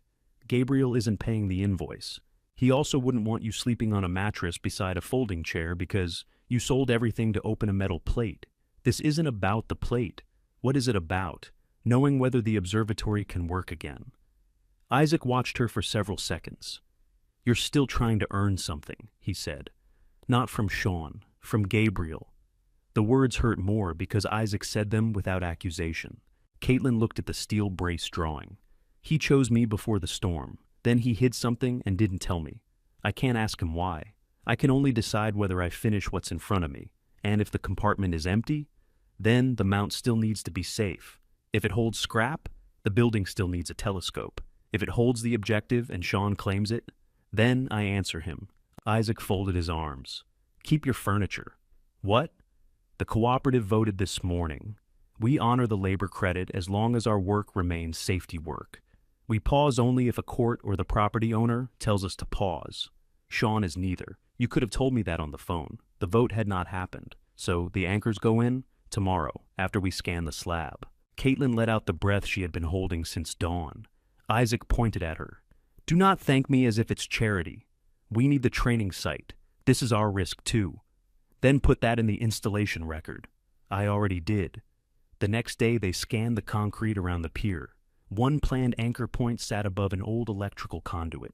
They shifted the brace 6 inches and marked a new position. The delay mattered. If they had drilled before scanning, they might have cut the dome control line and lost the working drive they had just restored. By late afternoon, the floor plates were fixed in place. The steel braces stood ready but unconnected while the anchor compound cured. Sean arrived at the gate before they finished. Caitlin met him at the chain. Melissa sat in his passenger seat. You received my email, he said. Yes. Then why is Isaac still working? Because you don't control the property. Melissa got out. We're asking for one pause. You got one. Lori paused the proposal. That wasn't our intention, Melissa said. Sean looked at her. It had been his intention, even if he called it caution. We want to be present when the panel is opened, he said. You will be. His surprise showed before he could hide it. Friday afternoon, Caitlin continued, Isaac and Lori will be there. We'll photograph the sealed plate before anyone touches it. Nothing leaves the room until it's identified. Melissa stepped closer to the gate. You're agreeing to an inventory? I'm agreeing to witnesses. I'm not giving either of you control. And if something inside belonged to Granddad personally, Sean asked, then we read what comes with it, check the records, and follow the will. You mean your interpretation of the will. I mean the actual words. Sean looked up the road toward the lighted dome. He had wanted her either frightened enough to sell or careless enough to make the discovery alone. She had chosen the harder course. His challenge would enter the room with him, but so would everyone capable of answering it. Caitlin opened the gate only far enough to hand Melissa a written notice of the time and conditions. You can come Friday, she said. Until then, the chain stays locked. She fastened it again while they watched, then drove back up the ridge to help Isaac cover the curing anchors from the rain. The anchor compound needed a full day without movement. Isaac taped a red line around the pier and made everyone step over it carefully. No leaning, no kicking, no testing whether it feels solid, he said. Caitlin looked at the steel plates. How do we know when it is solid? Tomorrow, when I test it with equipment designed for that purpose. I was going to push it with my foot. I know. She spent the waiting day preparing the room. She photographed the painted plate from every side. A ruler appeared in each image to show its dimensions. She photographed the lock, the 4 screw heads, the cable opening, and the uninterrupted dust line along the lower edge. Isaac added the date and time to a written condition sheet. The lock showed no fresh scratches. The paint covering it matched the oldest black layer on the pier, though nobody could tell exactly when it had been applied. Whatever Gabriel had done, he had not meant the compartment to look inviting. Caitlin placed copies of the will clause and transfer record in a folder on the work table. She did not add Sean's emails. They explained the conflict, but proved nothing about the observatory. Martin reviewed the folder at his office Thursday morning. "You don't need me to attend," he said. "Sean thinks you should decide who owns anything we find. I drafted the transfer. I can explain it. I cannot be the judge of a dispute over facts I haven't seen. What can you confirm now?" He placed one finger beneath the relevant sentence. "The observatory was specifically left to you with its contents. That was Gabriel's instruction. The transfer has been completed. If the objective is in the pier, then it is physically on the property and inside a permanent part of the observatory. Sean says it was removed from normal use. Moving equipment from a telescope tube into storage within the same observatory does not ordinarily move it into a cash account." Caitlin nearly smiled. "Can I quote you?" "You can quote the will. It's clearer. What if there's no paper with it? Then you document what you find and compare it to the existing records. Ownership and authenticity are related questions, but they are not identical. A genuine objective could still raise questions about Gabriel's intended use. A written instruction could be meaningless if it refers to the wrong piece of glass. So we need both. You need facts. Don't decide what they are before opening the compartment." Martin made a certified copy of the relevant will page and stamped it. He charged the ordinary copy fee. There was no grand ruling, no order bearing Caitlin's name, and no authority willing to stand between her and her cousins. She left with the same clause she had received at the first meeting. This time, she understood what it could do. At the observatory, Isaac had attached the braces. 2 diagonal steel supports ran from the collar to the floor plates. They looked plain and industrial against the old cast iron. Each connection carried a small inspection mark made with yellow paint. Isaac placed a measuring gauge at the upper bearing and applied force through a hand winch. Caitlin watched the needle. "Movement is under the temporary support limit," he said. "Meaning? The mount is braced, safe to work beneath, within the marked area and without moving the drive. Safe to open the plate. We still inspect the cable." He removed the cloth marker and fed a narrow inspection scope through the cable opening. The small screen showed the inside of the hollow pier in grainy gray light. Rust dust covered a ledge. The cable passed through a guide, bent downward, and disappeared behind a metal wall. Isaac moved the scope another inch. The screen showed the back of the rectangular compartment. It was a fitted steel box attached to the inner pier wall. The cable had caught around a small retaining loop beside it. Nothing hung from the cable. Nothing depended on it for support. "There," Isaac said. "That answers the knock." Caitlin leaned closer. "Can you see inside the box?" "No. The compartment is closed on this side. Can you tell how deep it is?" "About 16 inches. Enough for an optical case, enough for many things." He withdrew the scope, released the caught cable from its guide, and secured it outside the opening. When he pulled it again, no knock came from behind the plate. One uncertainty was gone. The compartment was real, separate from the original pier cavity, and safe to approach once the mount remained braced. Isaac signed the condition sheet. Caitlin signed beneath him. "Now we need the key," she said. "We don't have the key. Can you open the lock without damaging the contents?" "I repair optical equipment. You arrived with a case full of small tools." "That does not make me a locksmith." He examined the round lock through a magnifier.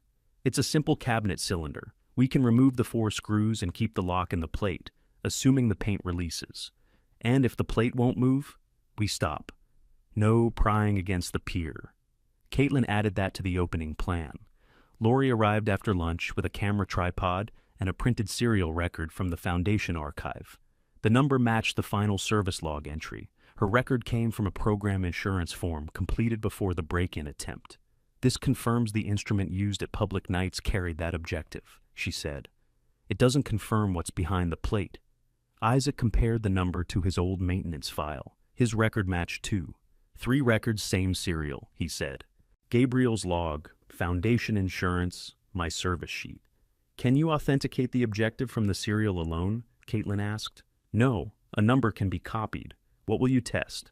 Glass diameter, edge thickness, cell dimensions, coating response, serial placement, and 2 small manufacturing marks that appear in my service photographs. Will you need to remove it from the case? If there is a case, and if there is an objective, yes.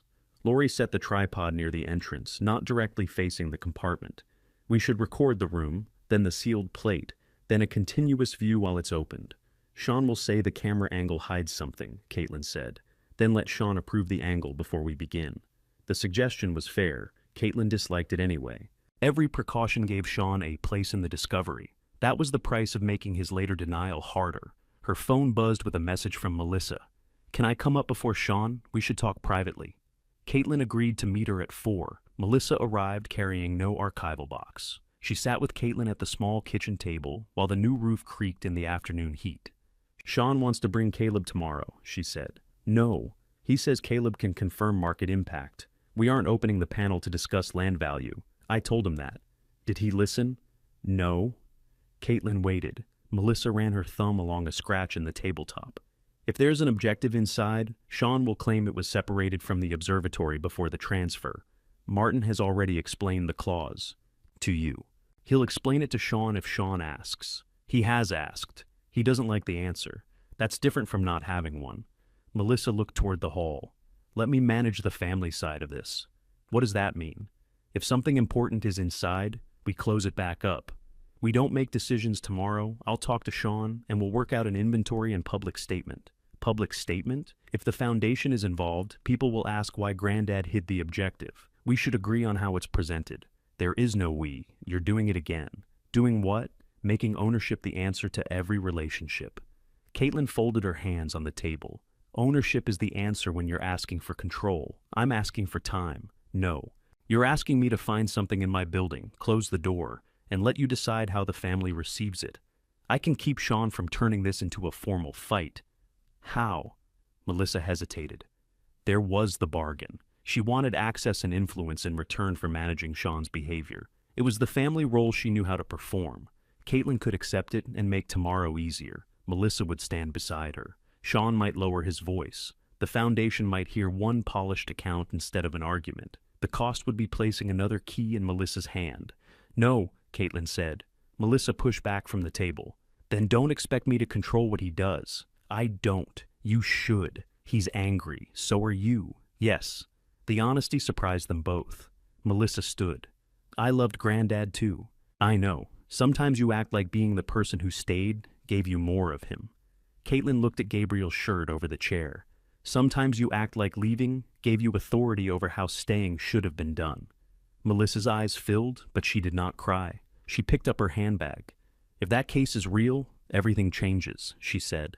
It already changed. For you, for all of us. You just got to keep your old part longer. Melissa left without agreeing to anything. Caitlin sat alone until the light moved off the kitchen table. She could have called her back. She could have offered shared language, shared access, a family committee, anything that would let Melissa feel included before the proof required it. Instead, Caitlin wrote the opening conditions in plain sentences. The plate would be opened once, continuously recorded. Everyone present could inspect the sealed compartment before the screws moved. Isaac alone would handle any optical equipment. Lori would identify what she personally remembered, and nothing more. Sean and Melissa could observe, ask questions, and receive copies of the record. Nothing would leave the observatory that day. At the bottom, Caitlin added one final sentence. Custody follows the evidence and the will, not a family vote. Friday afternoon brought low clouds, but no rain. Isaac checked every brace mark. Lori positioned the camera. Caitlin placed the certified will page, service log, and matching serial records on the work table. Sean arrived without Caleb. Melissa came in her own vehicle. Caitlin unlocked the gate for them, then secured it again. Inside the dome room, Sean read the conditions and objected to the final sentence. "You've decided the outcome," he said. "I've decided the rule." Melissa read it next and signed only as a witness to the opening procedure. Sean refused to sign. "You can still watch," Caitlin said, "but the camera will record that you received the conditions." He looked at the steel braces, the tripod, and the untouched black plate. Leaving would give him less influence than staying. "Start the camera," he said. Lori pressed the record button. Isaac showed the room clock, the sealed edges, and the unbroken paint across each screw. He stepped aside. Caitlin knelt at the base of the pier with the screwdriver in her hand, while the four people who could no longer pretend this was only a ruined building stood behind her. Before Caitlin touched the first screw, Sean moved closer to the camera. "I want my position recorded." Lori kept the lens pointed at the pier. "Go ahead." Sean looked at Caitlin rather than the camera. If the missing objective is inside that compartment, it was removed from normal use before the property transfer. That makes it a separate estate asset. "Going to the residue?" Caitlin asked. "Yes." "The same residue as the liquid accounts?" "Yes." Melissa shifted beside the work table. "Sean, we don't know what's inside. I'm stating the issue before she opens it. Otherwise, everyone will act as if possession answers ownership." Caitlin set the screwdriver on the floor. "The observatory and its contents were specifically left to me," she said. "A hidden asset is not an ordinary content. Why?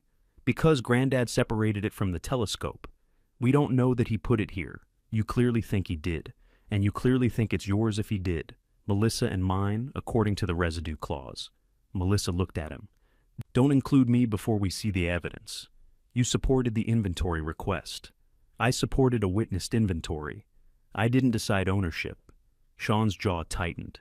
He had expected Melissa to stand beside the claim because it protected both of their shares. Her caution felt like retreat. Caitlin picked up the screwdriver again. "Your position is recorded," she said. She fitted the tip into the upper left screw. Paint filled part of the slot. She scraped it out with a small pick while Isaac held the work light. The first screw turned with steady pressure. Dry paint cracked around its head. Caitlin loosened it halfway, then moved to the screw below. That one resisted. She stopped before the tool slipped. "Penetrating oil?" she asked. Isaac handed her a dropper. "One drop at the edge. Keep it away from the seam." She waited while the oil worked. Nobody spoke. The dome room carried every small sound, the tap of the pick, the soft movement of clothing, the motor of Lori's camera adjusting focus. The second screw turned. Caitlin loosened all four evenly so the plate would not twist. The upper right screw came out first. Isaac placed it in a clear tray. The other three followed. The rectangular plate remained fixed by paint and the round lock. Caitlin ran a thin plastic tool along the seam. Black flakes fell onto the cloth beneath the pier. At the lower corner, the seal opened enough for a line of bare metal to show. "There's no hinge," Isaac said. "The lock cylinder may only be a pull." Caitlin gripped it gently and drew the plate toward her. It moved less than an inch, then stopped. Sean leaned forward. "What's holding it?" Isaac pointed to the cable guide. "Not the cable. We verified that." Caitlin shifted the plate slightly upward. A metal tab cleared the inner edge, and the whole panel came free in her hands. Behind it was a fitted compartment lined with dark felt. A rectangular case rested inside. It was covered in gray canvas and sized closely to the steel box, leaving only a narrow space around its edges. Two leather handles had been folded flat against the sides. The canvas was dry. Dust lay across the top, without any sign that the case had moved recently.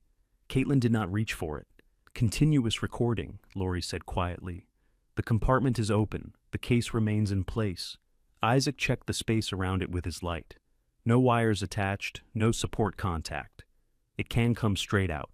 Sean pointed toward the tripod. "Show the whole compartment before anything moves." Lori moved the camera closer and recorded each side. The steel box contained no second shelf, loose papers, or other object. There was one case and nothing else. Caitlin unfolded the leather handles. The case was heavier than she expected. Isaac supported one end while she guided it through the opening. Together they placed it on the padded work table. The canvas cover had been tied with cotton tape. Caitlin loosened the knot and folded the cover back. A dark wooden lens case lay beneath it. Brass corners protected the edges. 2 latches sat on the front, and a small brass plate was fixed between them. Caitlin read the engraving without speaking. Melissa stepped nearer and covered her mouth with one hand. Sean moved to the other side of the table. "What does it say?" Caitlin turned the case toward the camera. The polished plate read, Caitlin Morrison, custodian. Her full name was there. Not initials from a repair log. Not a later label added by the estate. The brass had aged with the case, and the screws holding it carried the same darkened finish as the corners. Sean stared at it. "A nameplate doesn't transfer ownership," he said. His voice had changed. It was quieter, but he was still holding to the version he had stated before the opening. "No," Caitlin said. "It tells us Gabriel expected me to find it. You don't know when that was attached. Then we document it." She did not smile. She did not remind him of the folders of cash, or ask whether the observatory still looked like a burden. The case had already answered the part that mattered to her most. Gabriel had not chosen her because the roof failed. He had made a place for her name, while the instrument still mattered. Isaac examined the latches. "There's a paper seal across the center," he said. A narrow strip ran from the lid to the front panel. Gabriel's initials crossed the seam in faded blue ink. Beneath them was a date from 4 years earlier, after the attempted break-in and before the storm closure. Lori stepped into the camera view long enough to inspect it. "That is when I saw him packing," she said. "I can't identify the contents, but the timing matches." Caitlin looked at Sean and Melissa. "Any objection to opening the seal?" Sean folded his arms. "Open it." Melissa nodded. Caitlin cut the paper strip along the lid. The latches lifted with firm clicks. Isaac stood beside her as she raised the top. Inside, a circular metal cell rested in shaped padding. Protective paper covered the glass, held by cloth bands that had not been disturbed. A sealed envelope lay in a narrow recess beneath the lid. On the envelope, Gabriel had written, "For custody with the Morrison Ridge Objective." Caitlin touched the handwriting with one finger. Isaac did not touch the glass assembly yet. "Record the case interior first." Lori filmed the padding, the sealed envelope, and the metal cell. A serial number was engraved along the outer rim. Isaac read it aloud. It matched the number on the service log. Sean moved around the table to see more clearly. "A matching number proves it's the lens." "It supports the match," Isaac said. "It isn't the whole test." Caitlin lifted the sealed envelope. "Open it on camera," Melissa said. Caitlin broke the flap. The packet inside contained Gabriel's original purchase record, several pages copied from the maintenance ledger, and a signed declaration. Each page referred to the same serial number. The purchase record named the observatory as the instrument location. The maintenance pages showed every coding inspection and return to service. The declaration was 1 page. Caitlin read it silently first. Gabriel stated that the objective belonged permanently to Morrison Ridge Observatory. He had removed and secured it after the attempted break-in to protect the instrument. It was not to be sold apart from the property or treated as cash residue. If the observatory passed to Caitlin, she was to hold the objective as its custodian and use it to support public education. The final line asked that any future operator maintain access for serious learners who needed a place to practice useful work. Caitlin handed the page to Lori. Lori read it, then passed it to Melissa. Melissa reached the sentence about cash residue and stopped. She looked at Sean, but said nothing. Sean read the page last. He inspected the signature and turned it over as if an explanation might be written on the back. "This was inside property she controlled," he said. "It was inside a sealed case we all watched her remove," Melissa replied. "You don't know when the packet was prepared." "The declaration is dated with the seal," Lori said. "I saw Gabriel packing the case during that period. That doesn't make you a handwriting expert." "No," Lori said. "It makes me a witness to the surrounding event. I'm not claiming more." Isaac put on clean gloves. "I'm going to examine the objective now." He removed the cloth bands and lifted the protective paper. The glass beneath reflected the red service light in a muted green curve. Its surface showed no visible chips or clouding. Caitlin held her breath. Isaac measured the diameter and edge thickness. Both matched his old service sheet. He checked the cell dimensions, then compared the engraved serial placement to photographs on his tablet. "The spacing is the same," he said. "So is the tool mark beneath the final digit." He directed a low inspection light across the coating. Pale bands moved over the glass as he changed the angle. Coating response matches the service record. Sean stood near the pier, separated from the others now. Could another lens have been put in the same cell? He asked. Isaac did not look up. That is why I'm checking the glass, not only the cell. He used a small gauge at 3 points along the edge, then examined 2 faint manufacturing marks visible only under angled light. One mark at the upper edge. One near the inner seat, he said. Both match my maintenance photographs. He returned the assembly to its padding. This is the Morrison Ridge objective I serviced for Gabriel. The serial, dimensions, coatings, cell, and manufacturing marks match. The glass appears preserved. I cannot certify optical performance until it is installed and tested under controlled conditions. Lori kept the camera on him.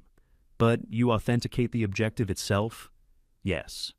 The room settled into silence. The single hidden compartment had yielded one case. The case carried Caitlin's name. Its sealed contents tied the preserved objective to Gabriel's purchase, maintenance history, and stated use.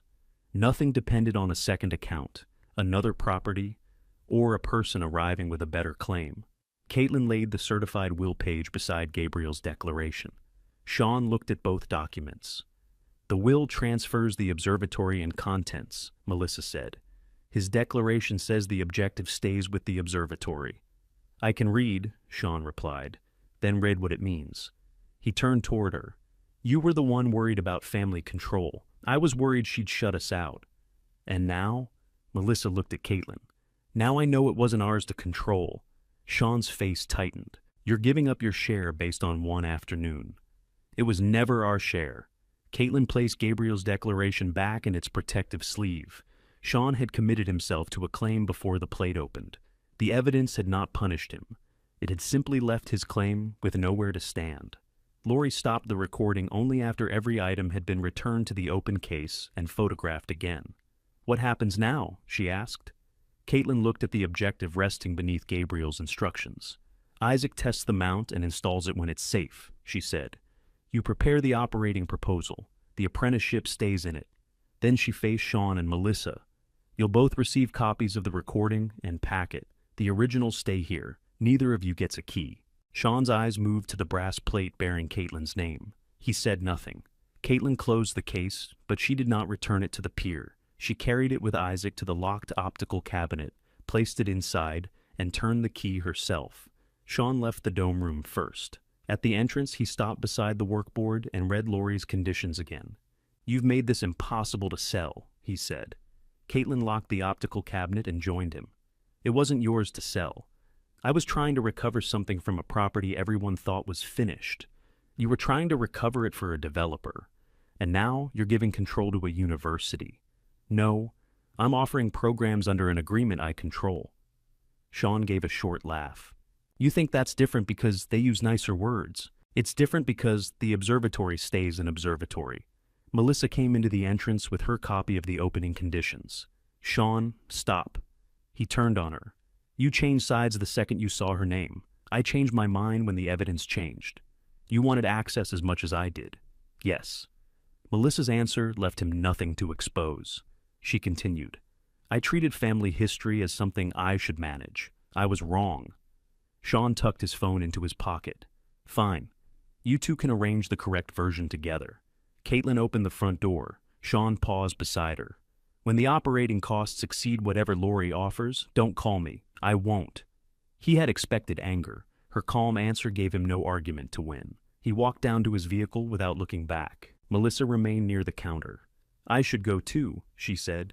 Yes. I am sorry. Caitlin held the door open. I heard you. Melissa waited for the words that usually followed an apology. Caitlin did not say it was all right. It wasn't. I'll send a reply to the email, Melissa said. Everyone Sean contacted should know the inventory question is resolved. That would help. And I'll state that I don't claim the objective. Do that because it's true, not because you want me to feel better. Melissa nodded. All right. She left. Lori packed the camera, but kept the tripod out. I'll make 2 copies before deleting anything from the recording card. One for me and one for the foundation. One for you and one held by the foundation. Sean and Melissa received viewable copies, not the original file. Caitlin had not thought of that distinction. Thank you. Don't thank me yet. The proposal still has to pass committee review. But the ownership question is answered. Yes. Now the work question becomes harder. Isaac was measuring the objective cabinet's interior temperature. What does the lens need? Caitlin asked. Stable storage tonight. Tomorrow I inspect the cell threads and mount flange. If those pass, we plan installation. How long? That depends on whether the telescope wants to cooperate. It hasn't so far. It gave you the compartment. The cable gave me the compartment. Isaac looked at her. Good. Keep being exact. The next morning, Melissa replied to the entire email chain. She wrote that she had witnessed the opening and reviewed the custody packet. The authenticated objective had remained within the observatory, and Gabriel's declaration placed it permanently with the instrument. She withdrew her request for a family-controlled inventory and supported Caitlin's authority over access. Sean did not reply. Martin sent a separate message later that day. Based on the witnessed facts, the specific bequest and Gabriel's declaration were consistent. The objective belonged with the observatory transferred to Caitlin. Nothing further was required from the estate unless someone produced contrary evidence. No one did. Sean's developer contact did not return to the Ridge. The $38,000 offer expired without a formal site review. Caitlin did not gain that money and did not mourn it. What disappeared was Sean's argument that a quick sale remained the only practical future. The foundation committee met the following week. Lori asked Caitlin to attend, but the meeting was not held at the observatory. Caitlin sat at a long university table beneath bright ceiling panels while committee members reviewed the safety notice, repair photographs, operating plan, and Isaac's authentication statement. Lori did not speak for her. How many public nights can you guarantee? One committee member asked. One each month under the proposed agreement, Caitlin said. Additional groups would depend on maintenance and staffing. Who operates the telescope? I will, after training and certification on the restored controls. Isaac will supervise initial operation. Isaac sat 2 chairs away. The cooperative will document her training like anyone else's. He did not describe her as Gabriel's chosen custodian. He described the work she still needed to complete. Another committee member asked what would happen if the objective failed optical testing after installation. The operating agreement doesn't begin until the working instrument condition is met, Caitlin said. That answer cost her immediate money. It also kept the foundation from paying for a promise. Lori placed the final proposal on the table. The agreement provided $180,000 over 3 years. The money would support operations, remaining restoration, insurance, utilities, monthly public nights, and an adult optical repair apprenticeship. Payments would be tied to completed safety and program requirements. The observatory and objective would remain Caitlin's property. The foundation would receive scheduled program access, not ownership. Caitlin read every page. The first payment would not arrive until the objective was installed, the electrical work passed, and the county approved public access. She still had to cover daily expenses until then. She still had evening shifts at the tasting room and a mattress on the caretaker floor. This cancellation clause is too broad, she said. Lori leaned over the page. Which part? It allows the foundation to suspend all payment if one public night is canceled. It says may suspend. That's the problem. Weather can cancel a viewing night. Equipment can need repair. I can't maintain the instrument if one cloudy evening stops operating funds. The committee discussed it. They changed the clause to allow rescheduling within the same month or, when weather prevented that, a public maintenance program indoors. Lori looked pleased, though she didn't say so. Gabriel used to accept agreements quickly when he trusted the person presenting them. Caitlin trusted Lori enough to negotiate. Caitlin signed. Lori signed for the foundation after the committee vote. The agreement was worth more than the public appraisal of the damaged property, but it did not arrive as personal cash. Most of it already had jobs. Roofs, insurance, power, training benches, cleaning supplies, public access, and the quiet monthly duty of making the place ready, whether Caitlin felt ready or not. Outside the university building, Lori handed her a copy. You understand this can consume 3 years of your life, she said. It already consumed my savings. That wasn't an answer. Caitlin looked at the signature page. Yes, I understand. Good. I don't want gratitude where I need reliability. You sound like Isaac. I've known him longer than you have." At the observatory, the steel braces held, while Isaac inspected the flange. Corrosion had damaged 2 threads, but the metal beneath remained sound. He showed Caitlin how to clean each one with a thread-restoring tool. "You do the next," he said. She positioned the tool and turned it slowly. "Back it off," he told her. "Clear the debris, then continue." The repaired thread accepted a test bolt without resistance. "That's 1, Caitlin said. 7 more. The cooperative brought in 2 workbenches under the written access agreement. Every tool was marked, and nothing from the observatory left, without Caitlin's signed approval. Isaac's members began by repairing the damaged shutter controls, not touching the objective. The arrangement worked because each side needed the other. Caitlin had a building and a responsibility she could not carry alone. The cooperative had skill, and nowhere suitable to teach it. Neither called the exchange a favor. Melissa returned the following Saturday at the time Caitlin gave her. She signed the visitor log without being asked. "I brought the packet copies," she said. "They're in archival sleeves. You can place them in the records cabinet." Melissa did. Then she took out a pair of gloves. "What can I help with?" Caitlin pointed to 2 boxes of damp program records. "Dry pages get separated from damaged ones. Nothing is thrown away until I review it." Melissa sat at the counter and began. For nearly an hour they worked without discussing Sean or the inheritance. Melissa asked before moving each group of papers. When she found a photograph of Gabriel beside the telescope, she showed it to Caitlin and returned it to the correct pile. She did not ask for a key. Near noon, she held up a foundation program sheet. "This has your handwriting." Caitlin looked at it. She had filled in equipment checks during the dome repair 8 years earlier. "I thought I was just helping," she said. Melissa placed the sheet in a clean sleeve. "You were. I didn't understand that helping could also be preparation." Caitlin did not answer. One careful morning could not restore years of being managed, and Melissa seemed to understand that now. She kept working. That afternoon, Sean sent Caitlin a single message. "I still think Granddad handled this badly." Caitlin read it twice. He had not said she stole anything. He had not apologized for arranging the developer visit or stopping the foundation review. He had moved his objection from ownership to Gabriel's judgment, where no document could answer him. She wrote back, "You're allowed to think that. You're not allowed to enter or negotiate over the property." Sean did not respond. Caitlin saved the message with the access records and returned to the dome room. Isaac had laid out the objective case on the padded table. The restored flange waited at the end of the telescope tube.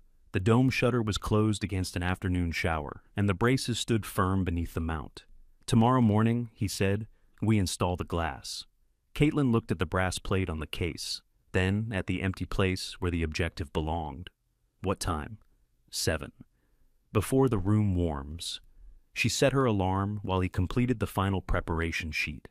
At 6:50 the next morning, Caitlin found Isaac washing his hands at the caretaker's sink.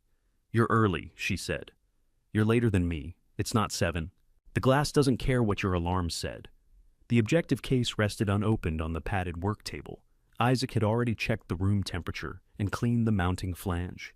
2 cooperative members stood ready beside a lifting frame they had built for the installation. Caitlin signed the condition sheet before Isaac unlocked the cabinet.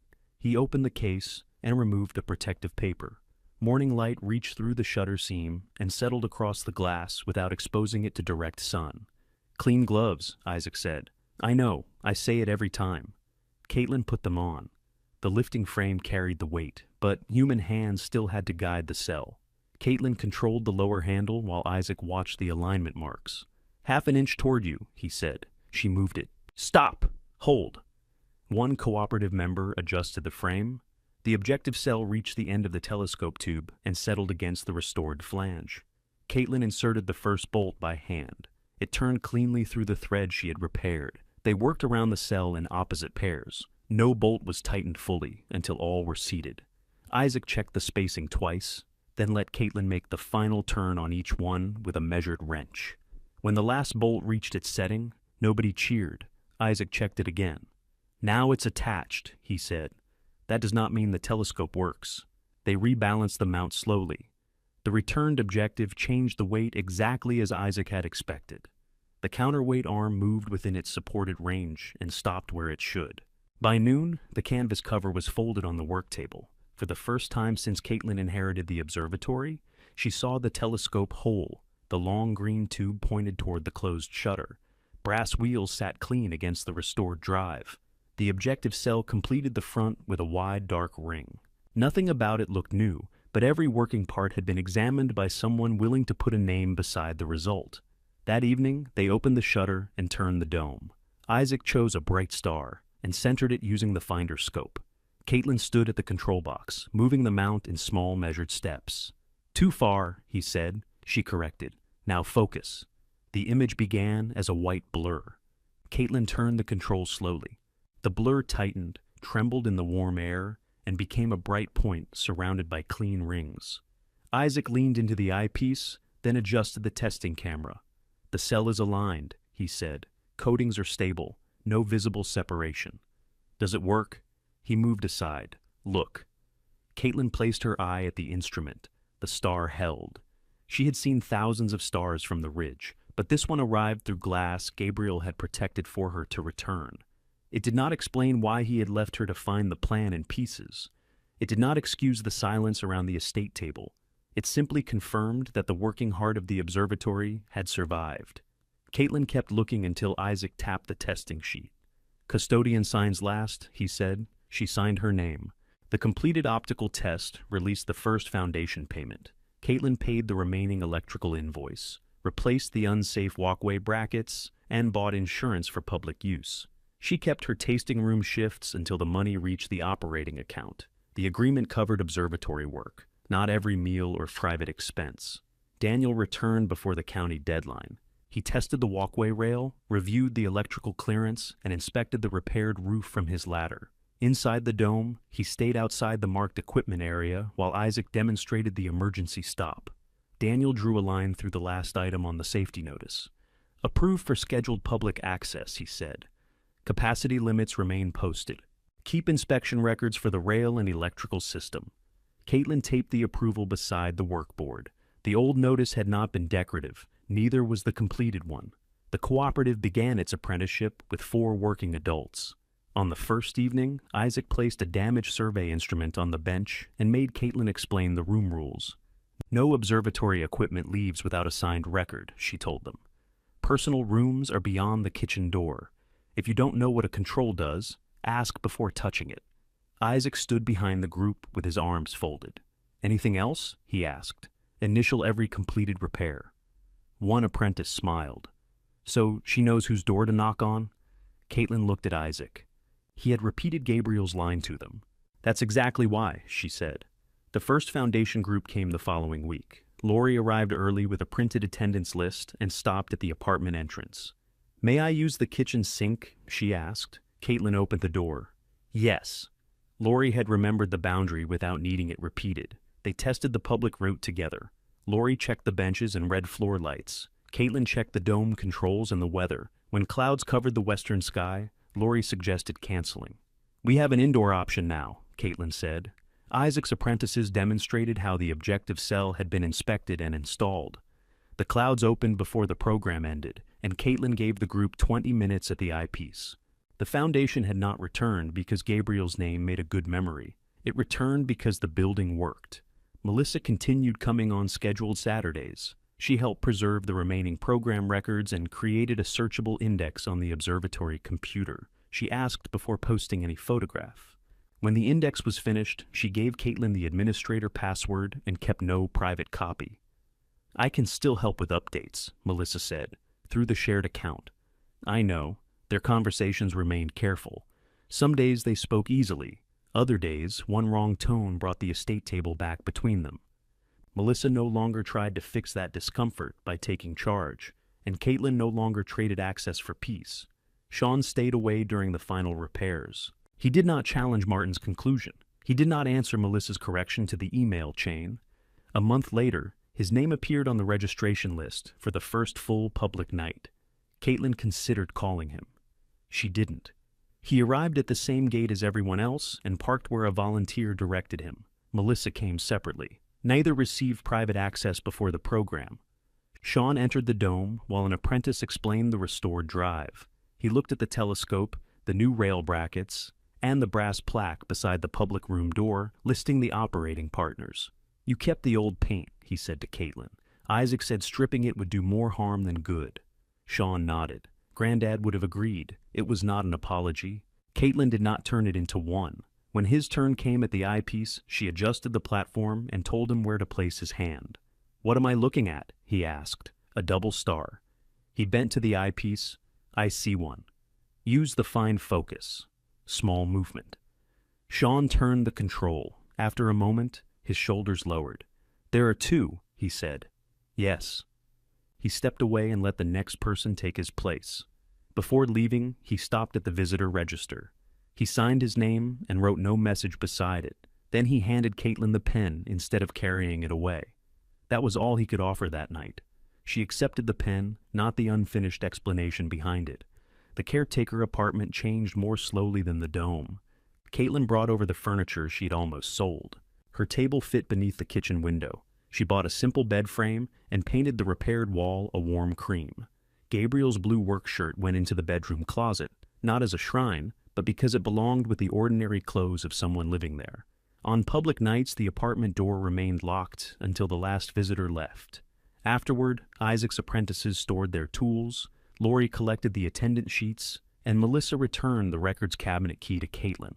The place needed constant work. A shutter switch failed during the second month. Rain washed gravel from the upper bend. One foundation group arrived late and expected extra time. Caitlin dealt with each problem without wondering which relative should approve her answer. The operating agreement did not make her rich. It made the roof, instrument, programs, and apprenticeship possible. It paid her for responsible work and required her to keep doing it. By autumn, the observatory had a steady rhythm, monthly public nights filled in advance. Cooperative work continued each week. The dome turned without scraping, and the objective held its alignment through cold evenings. After one program, Melissa asked whether she could bring a visiting friend the next month. "Register through Lori," Caitlin said. "All right." There was no hurt performance, no reminder that she was family. The boundary held because Melissa held it too. If stories about young people rebuilding a life after family betrayal matter to you, subscribe and return for the next inheritance story. The final visitors came down the hill carrying red flashlights and talking softly about what they had seen. Isaac's trainees closed the tool drawers and signed the repair log before leaving. Lori placed the attendance sheet in its folder, waved from the entrance, and drove through the lower gate. Caitlin checked the objective cover and listened while the dome completed its slow return to the resting position. The motor settled into the same low hum she remembered from the summer Gabriel first trusted her beside it. She closed the visitor register. Sean's name remained on one page, Melissa's work notes filled another, and her own initials appeared beside every operating check. The apartment lamp shone through the kitchen curtain. Her table waited beneath the window, and a clean mug sat upside down beside the sink. Caitlin switched off the dome lights after the public night, then crossed the turning observatory beneath the stars to her warm apartment door.